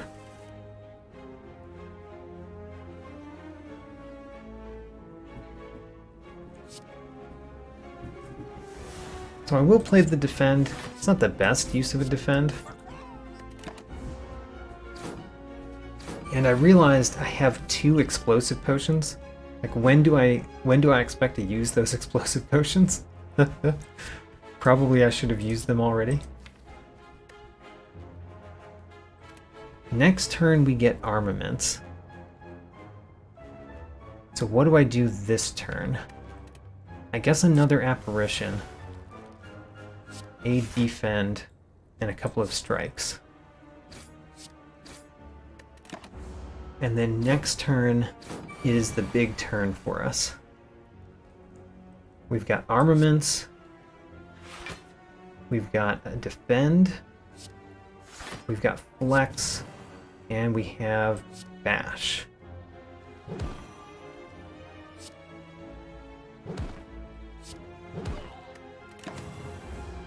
And now the problem is we have gone so slowly. And this guy has so much strength.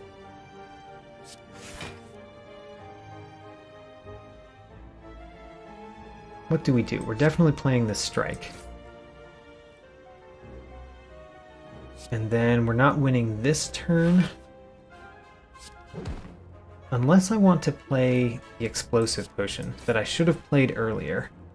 It would save me 9 health. That's worth it.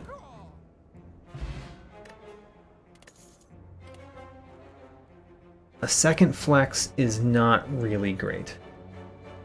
Warcry can be fine. It at least doesn't cause any problems in the deck. Like adding this to the deck doesn't make the deck worse. So let's add the Warcry. And I need to smith a lot of things. I need to smith Berserk. I still want to smith Bash. We'll get to it. Remove... I could lose even more max HP. I do not think that I will. Hello Debbie, welcome to the stream. Thanks for the luck. This has not been very lucky so far, but this run seems to be the one. Losing 14 max HP when you only have 45 is not great, even though the bites are just better than the strikes that we have. I think I'm going to refuse. It's so sad, but I think both of the events, the apparition event and that event, removing your max HP is too much.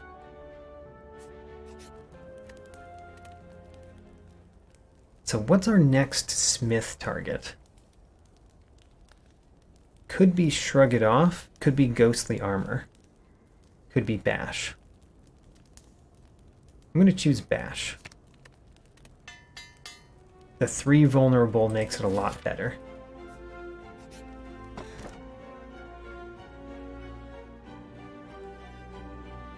Toxic Egg would be great. So I open the chest. let me mention this again. So I opened the chest on a run where you can only have one relic, because sometimes the chest has gold in it. This one didn't, but it would have been nice to have that gold going into this shop, if it was there. Flame Barrier seems to be right up the course of this deck. Panic Button could be good. Panic Button essentially works kind of like Divinity does in a Watcher deck, in this deck. Mayhem is pretty bad. Mayhem could cause us to play one of our body slams before we gain any block. It's usually good. Usually Mayhem is a card that I want. Don't think I want it this time. And then removing a strike would be quite strong. So I think I'm going to take Panic Button.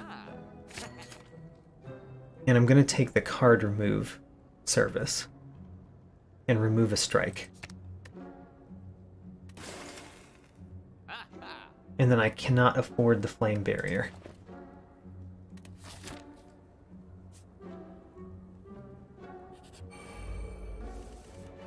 Blake mentioned that he didn't think the apparitions and bites were possible on the same run.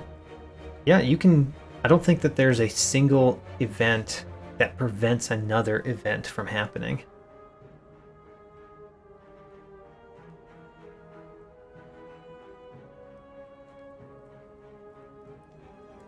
This is kind of annoying because we're going to take 12 damage unless I play the armaments now, and I really want to play armaments next turn. So we're going to take 12 damage, and that's sad.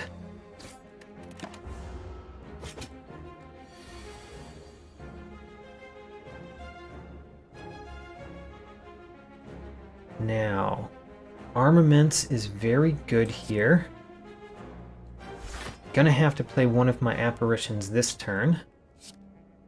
And then the question is, do I play the other one? I think not. I'm not gonna play that Panic Button yet because I want more of my body slams in my hand.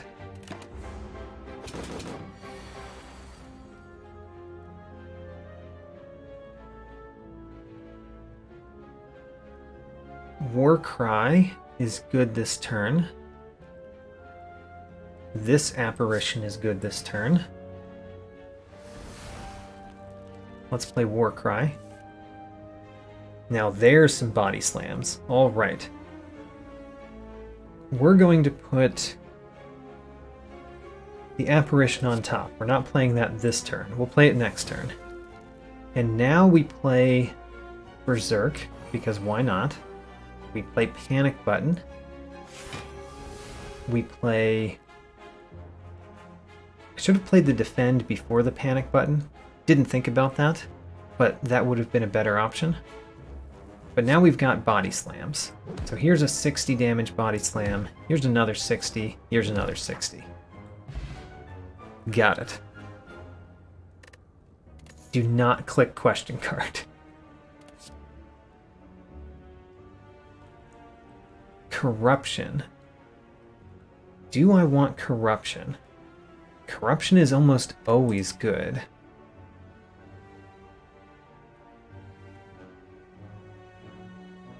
Corruption is almost always good. What can I say? And we get to choose when we play it.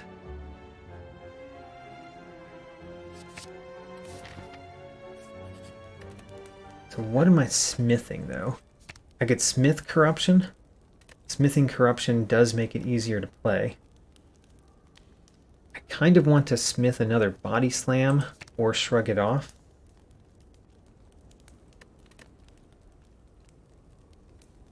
Let's smith Corruption, just because we can't have 4 energy in a turn unless we play Berserk.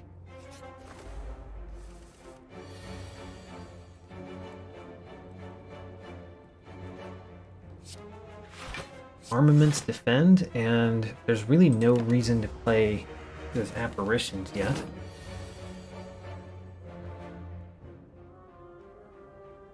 Corruption is good here. Let's use ghostly armor on its own, and then corruption, and then we can play the defend. So what I'm looking for in this particular battle is my fire breathing.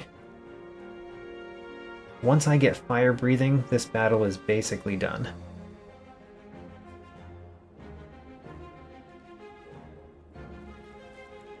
Want to play Shrug It Off. I need to play my cards this turn. That's one of the problems.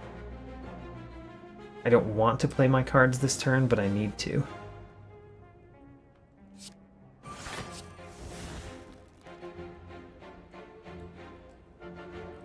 Let's play the apparition that's going to go away.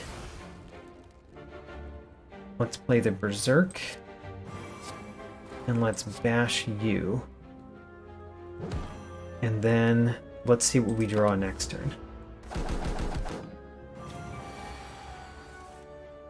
Okay, that was about the worst draw that we could get. And unfortunately, what can we do? I guess we could play Flex. We're definitely playing an apparition. And we'll play...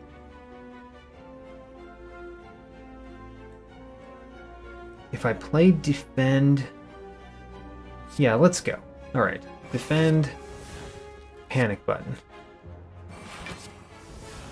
And now our body slams are doing... Well, Flex as well. Our body slams are doing 43 damage. So 43 damage, 43 damage, and then we knock the bird out of the sky.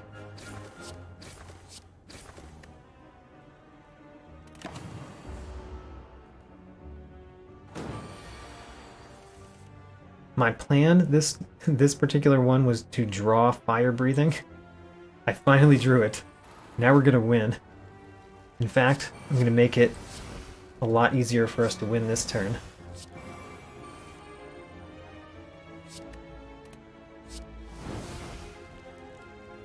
Oh well, we didn't win this turn. But we win next turn.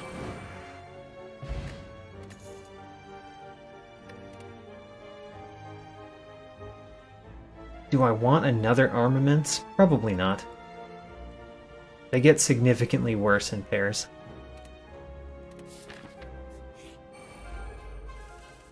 The Snake Plant. The Snake Plant killed one of my previous decks. Ho-ho. We're gonna have a pretty nice turn. I wonder if we can have a pretty nice turn right now.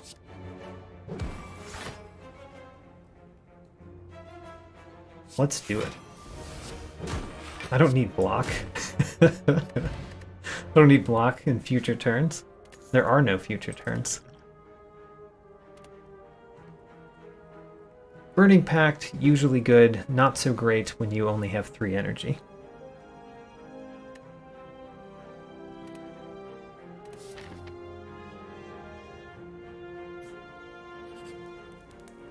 Now, I probably want to rest here.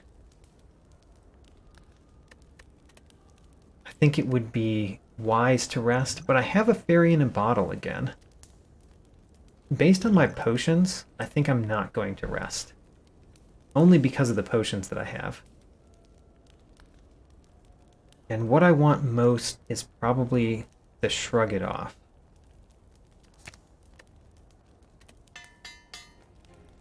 I'd really like to get rid of the rest of my normal strikes. Does fire breathing do anything in this battle? I don't think so. All it does is gum up my hand.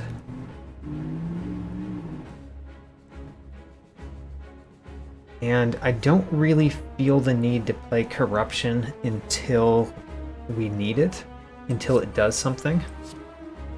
So I'm going to start like this. I could play the defend just so that I can draw more cards in a future turn. I will not.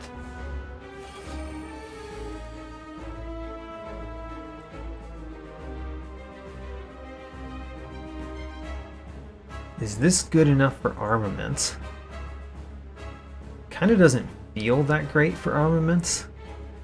I am going to use this explosive potion. I'm very, very sure that one of those two is going to steal a card that I want. Probably going to steal Panic Button, for example. So we're going to need to destroy one of the left or right bronze orbs.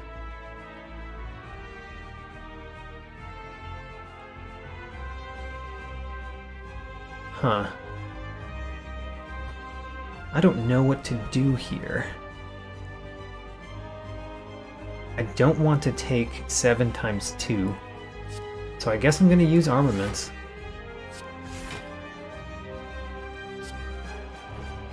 And we're going to play one of the body slams. Maybe. Maybe we won't play one of the body slams. Yeah, that's only 13 damage. We do a lot more damage with body slams. Alright, the left one took Panic Button. We need the left one to die.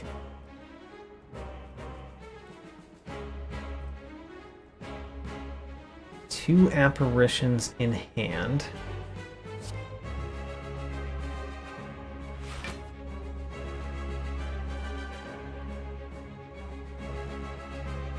Two apparitions in hand hurts, but I guess we do Berserk, and we play the two apparitions.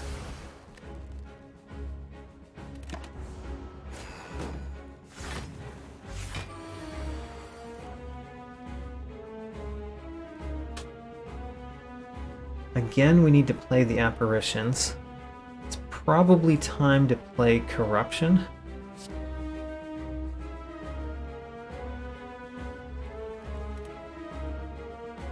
I don't know. I feel like we're going to need to play Defends multiple times.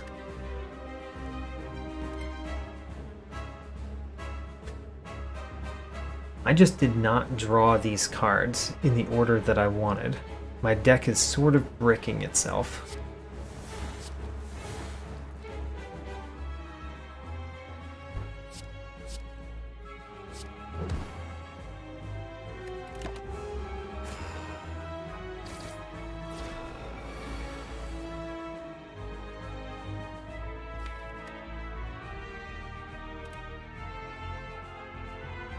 Shrug it off for certain.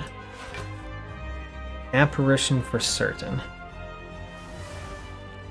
And then flex.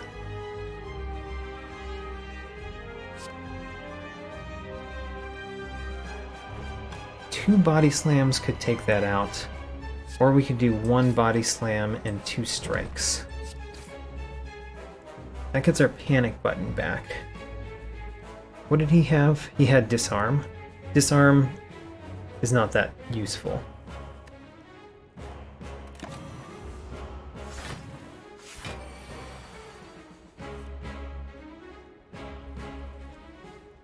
So this is not a bad turn to use Panic Button.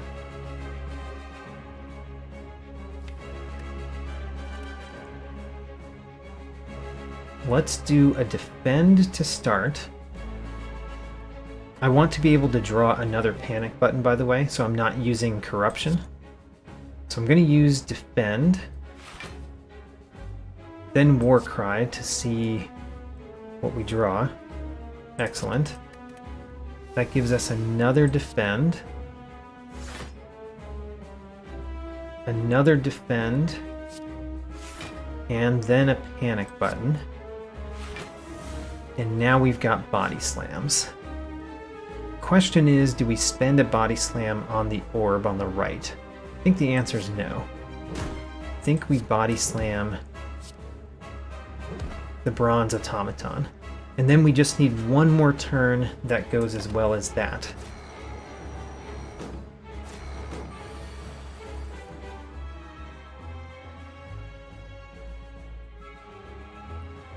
Let's use the bash and destroy this guy now.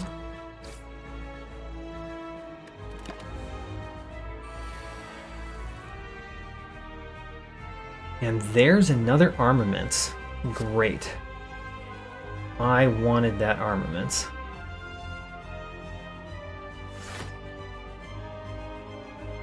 Still, do I want to play corruption? I think I do want to play corruption this time. So, playing corruption, ghostly armor is going to leave. Disarm is just taking up space in my hand. Shrug it off. Let's play a defend, deflects of course, and then do some damage. Alright, next turn we should... oh. Did I... I never noticed that panic button exhausted. Does panic button exhaust in its upgrade too? Whoops. I guess I have never used panic button in this game and not either won or lost before drawing through my deck again. So I just didn't read the card. There's a lesson for you. Read the cards. Next turn is going to be the body slam turn. Yeah, next turn's the body slam turn, so this turn is a couple of strikes. Alright, here we go. Armaments. Defend, defend, defend. Now my body slams are the worst card in my deck. By the way, luckily, we win this turn.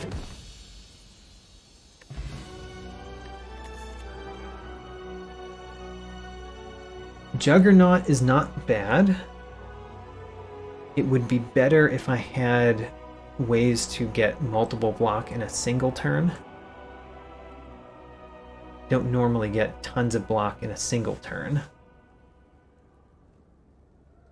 Another Berserk is not terrible. Brutality... Brutality, I don't know. I might go with another Berserk.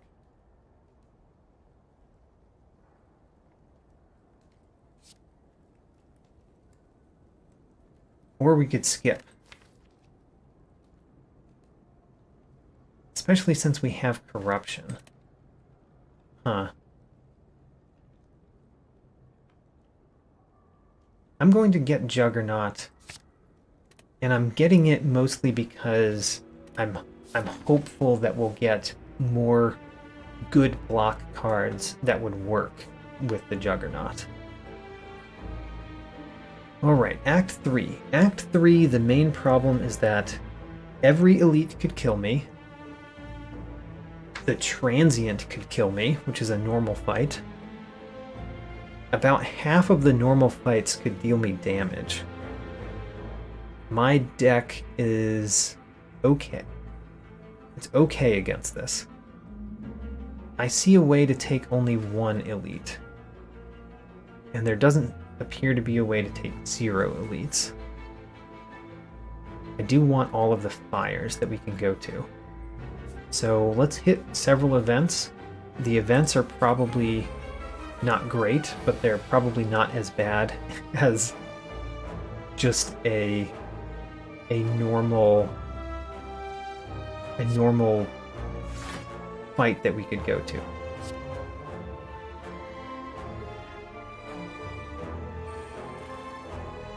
We made it to Act 3, and this is the first of the decks that made it to Act 3.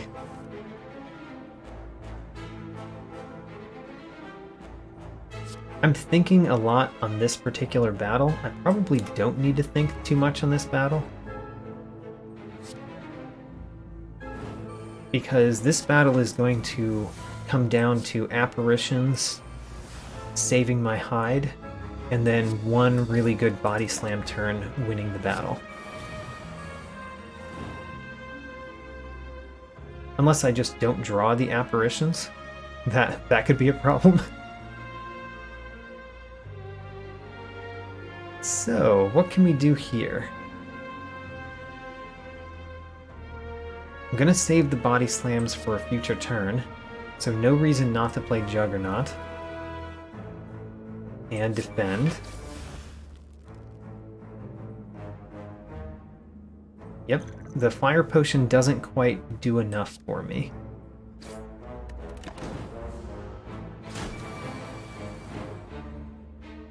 I did end up getting an apparition. Let's use Warcry first. We can discard a burn. A couple of apparitions. These body slams aren't great yet. But are they enough? They're basically enough. Except for the fact that we don't have many more attacks in the deck. Still.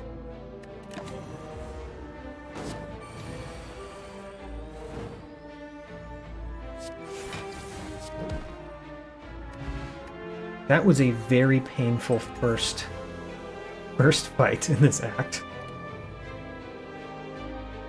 I said before that I wouldn't mind a flame barrier. I think that's still true.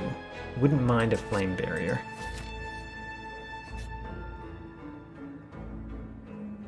I could receive a defend and store a card. You know, a defend might be better than a strike. I'm gonna do it. We're gonna take a defend out and store a strike. What is going on? It's the weirdest swap I've done.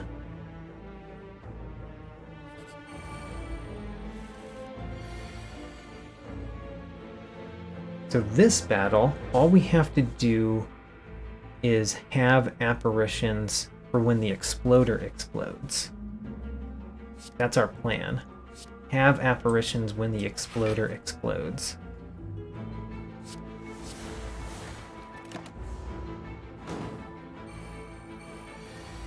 And then we're probably going to need an apparition to defeat the spikers, honestly.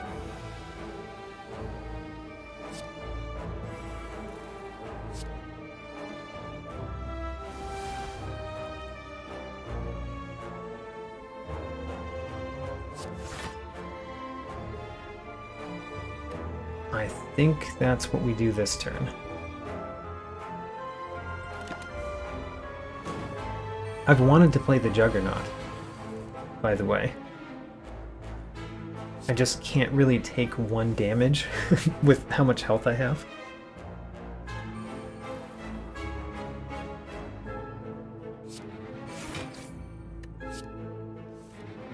There's the panic button. So that's quite nice. The only problem is we don't have the body slams costing 0.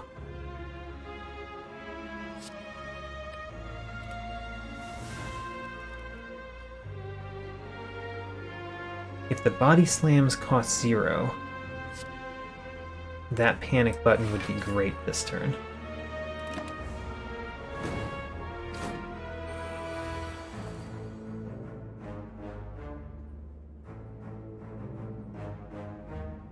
So I can do Flame Barrier, Apparition. How many apparitions do we have left? Only 1. Do I use a panic button here? I think the answer is yes, because if I use a panic button, we win. That's a pretty good reason.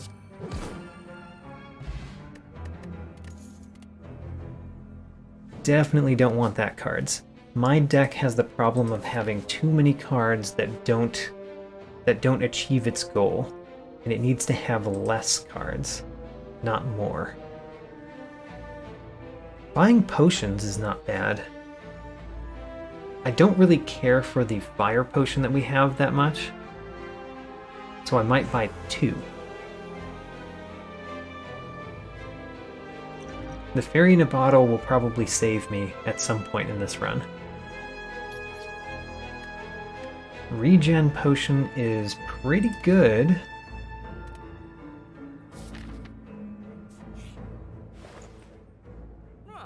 Okay. Good Instincts. Not a terrible card. Not an amazing card. I think what we do here is we potentially buy a speed potion and we remove a card. I think removing a card is definite. We need to get rid of these strikes. Then the question is, do we buy a speed potion? We'd have to get rid of our fire potion to do that. But the speed potion could be amazing. It's kind of a one-shot defeat an enemy. And then of course I'm deciding, do we need a second speed potion? I think I will hold off.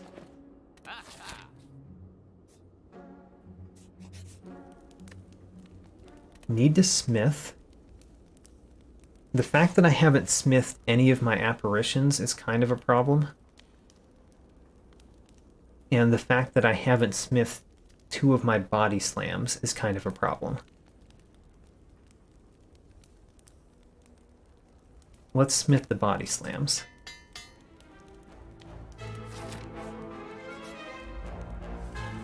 Okay, you are a problem. You are a problem because an enemy with a lot of health is a real problem for this deck. And in fact, let's hit you with 21 at the beginning.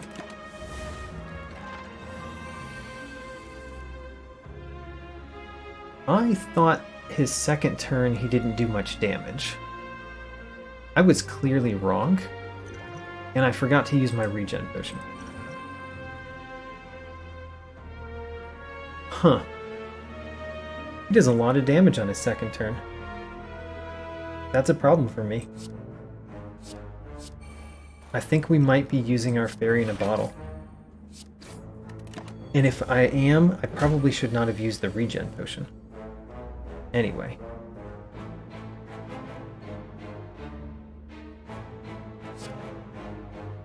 Let's use corruption, get rid of fire breathing, play the apparitions,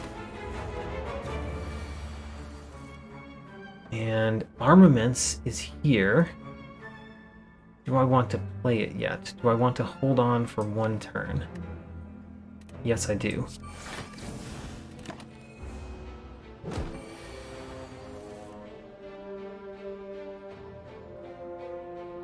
Disarm, then we play Warcry. And we discard the strike, because who needs strikes? And then we play armaments. And then bash, flex, flame barrier, defend, panic button, body slam, body slam, body slam. Okay. I think we actually do need a second armaments. Unfortunately, the deck is too big. 30 cards has been not great for us. Also, this is not good for us. This particular enemy is a problem.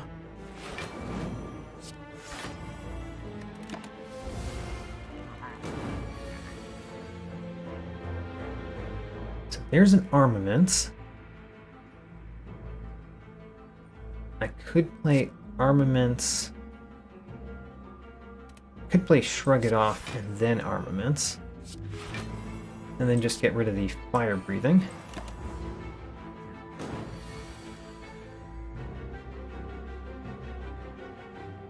That apparition is going to have to go.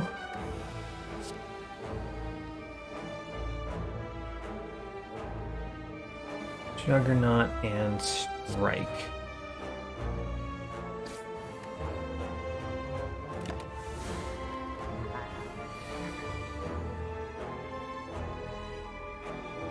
I could play 2 apparitions. The problem is he's making me weakened again. I really need him to not be making me weakened.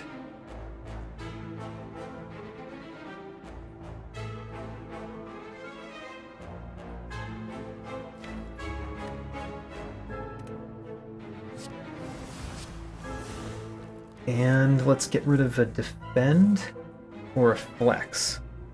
Flex is worse than defend right now in our deck. I mean, we could get rid of both of them, I mean. And by deck, I meant hand.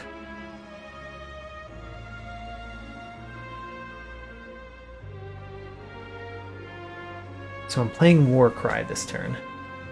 Let's play Bash first, and then Warcry. We did not draw the armaments. That's what I was hoping to draw. Let's discard a normal... Actually, we could discard the apparition. Let's discard the apparition. Or not discard it, put it back on top.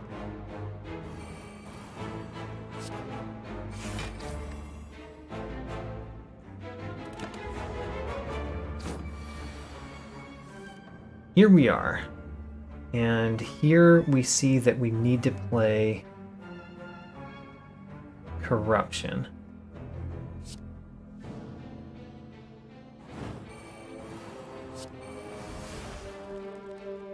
Oh man. This is not going particularly well, but next turn is the turn that I am very hopeful for. So here we are.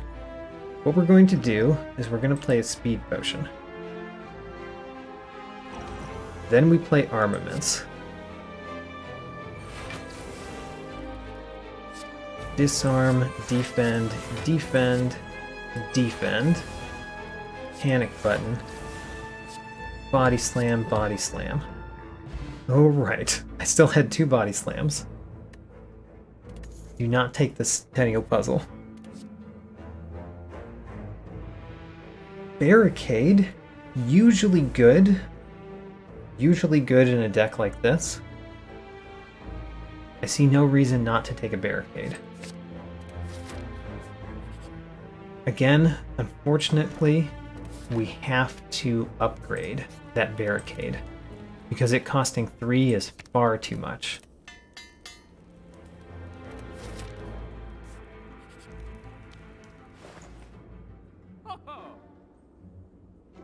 Metallicize is not terrible. Entrench is really the one that you want with a barricade deck. Unfortunately, it kind of also requires an upgrade. We don't have many upgrades left.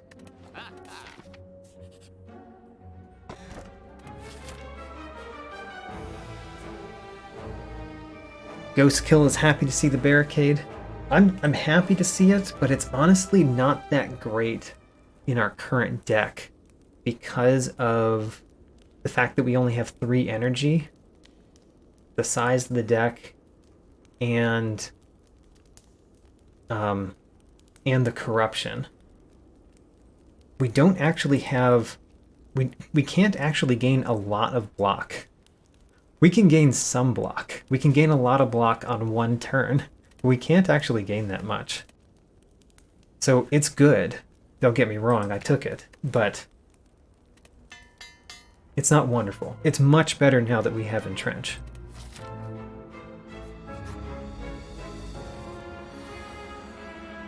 Alright, the Spire growth. This is another one where I'm saving my armaments for a turn in the future.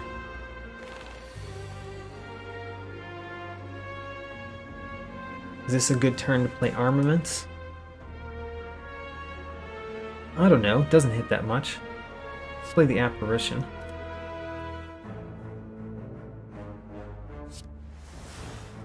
Could I already win? If I played armaments, panic button, defend, how much would that be? Panic button goes to 40 block, I think. Where's my panic button? Yes, 40 block. So panic button goes to 40. Defend goes to 8. That's 48 plus the 5 is 53. It's at least enough that it's probably, if not winning this turn, winning next turn.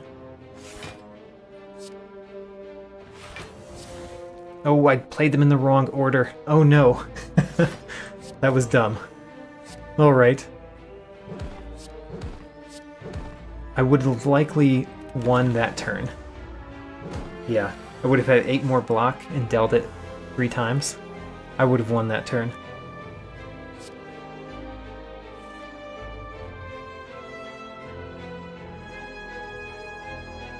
We're not playing Barricade. Barricade doesn't help much in this particular battle. Of course I put it on top. Didn't get rid of it entirely. Can't gain block this turn. Next turn we can gain block again.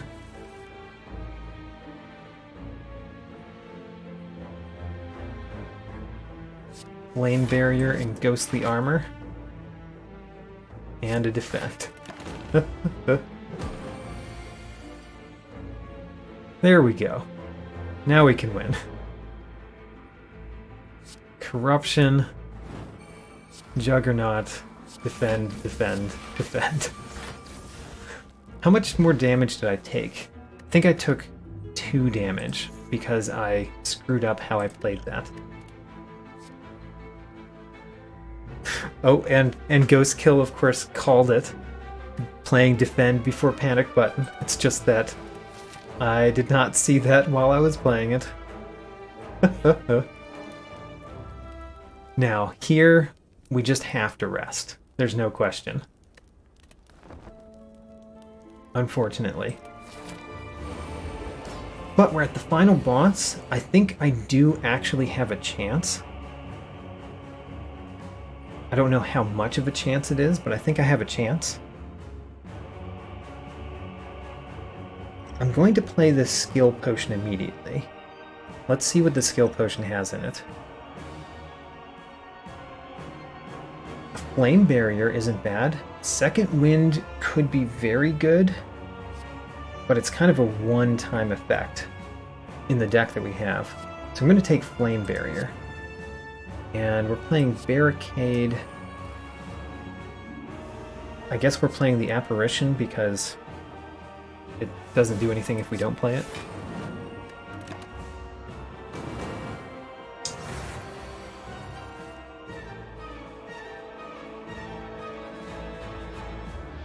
I'm going to play Armaments and the Juggernaut, I think.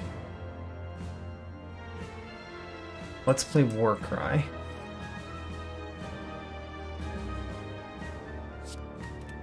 So fire breathing does work in this particular battle because I think they give me dazed.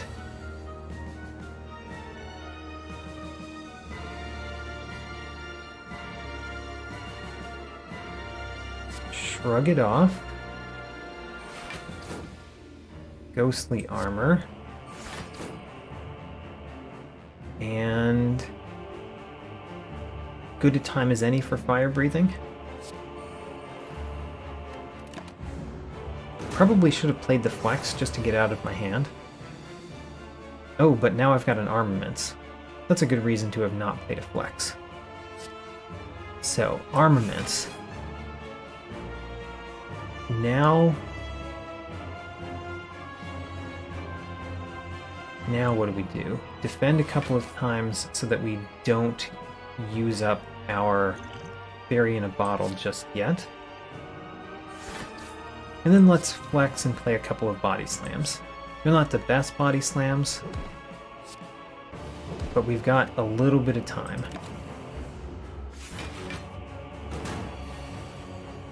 Oh, I used it. Oh no, I didn't block enough. Thought I was blocking for more than I did.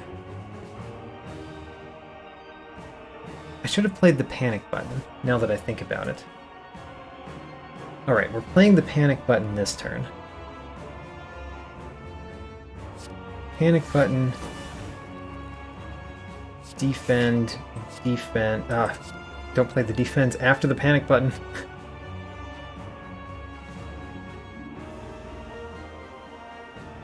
Oh man. Am I throwing? I might be throwing this battle.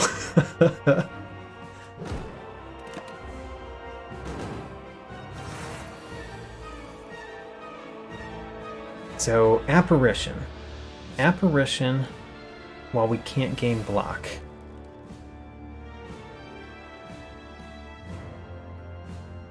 I don't want to play Corruption yet. I want to play a couple of strikes.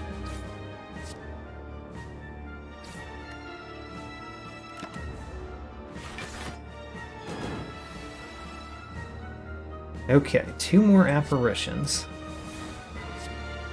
There's the Berserk, we needed that.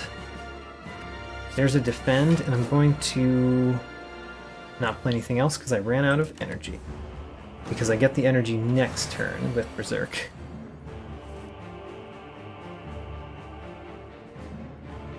No option but to play the Apparition this turn if we want it. And then Flame Barrier, Entrench. And then a couple of Body Slams. Or we could save the Body Slams for next turn. Let's hit the Body Slams. We've got to draw them a couple times.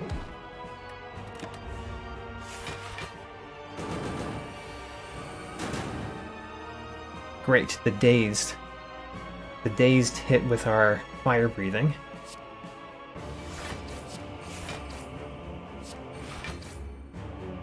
And what am I doing with the Disarm? I want to use Disarm on Dekka. Because my plan is to hit Dekka with a Bash, and then we can use our Weakness Potion on him.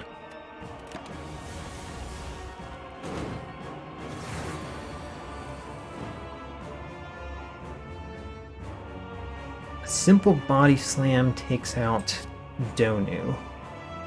Let's do that.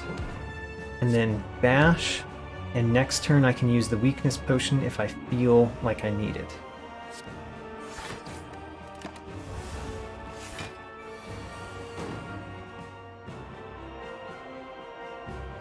Armaments first, upgrading the Flame Barrier. And I think this is a good turn to use the Weakness Potion.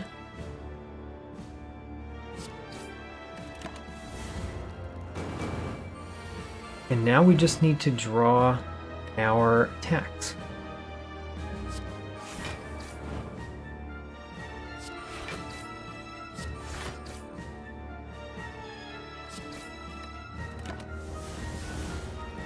All right. I think that I did very poorly at the beginning of this fight, and I came back. So I'm glad that I came back. It has helped quite a lot. Body Slam. Earning the Who Needs Relics achievement.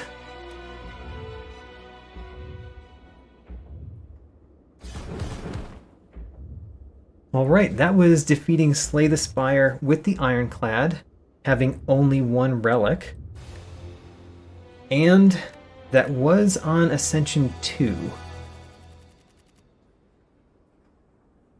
I think that I could have done that on Ascension 3, but we knocked it down once because I failed a couple of times on Ascension 3. But that sets a personal best to be defeated in a future challenge run.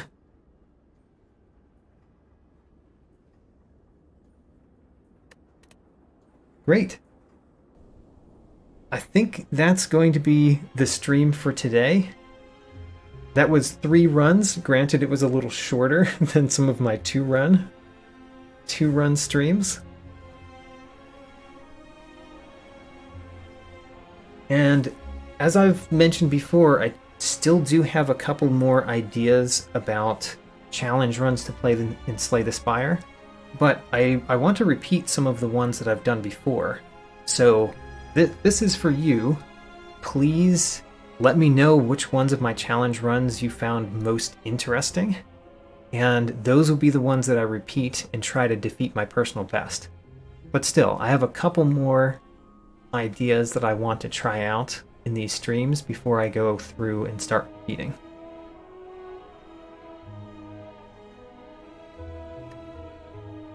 And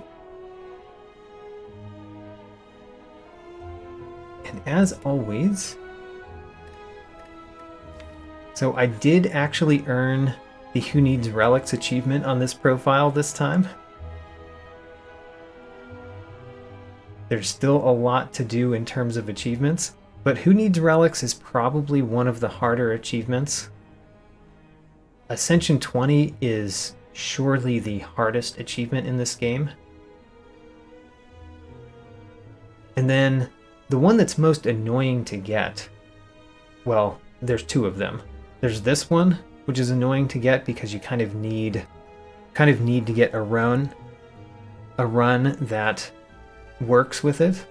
And same with Ooh Donut. You kind of need to get a run that works with it. You need to both pick a feed sometime and end fighting Donu and Deku, and position it so that you defeat Donu with the feed.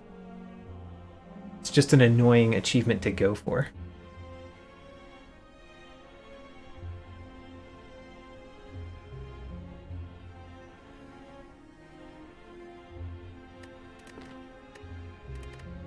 Alright, Ghost Kill liked the mod stuff. I guess you're referring to the Hollow Nest, the Hollow Knight, the Bug Knight mod, and the Hollow Nest axe.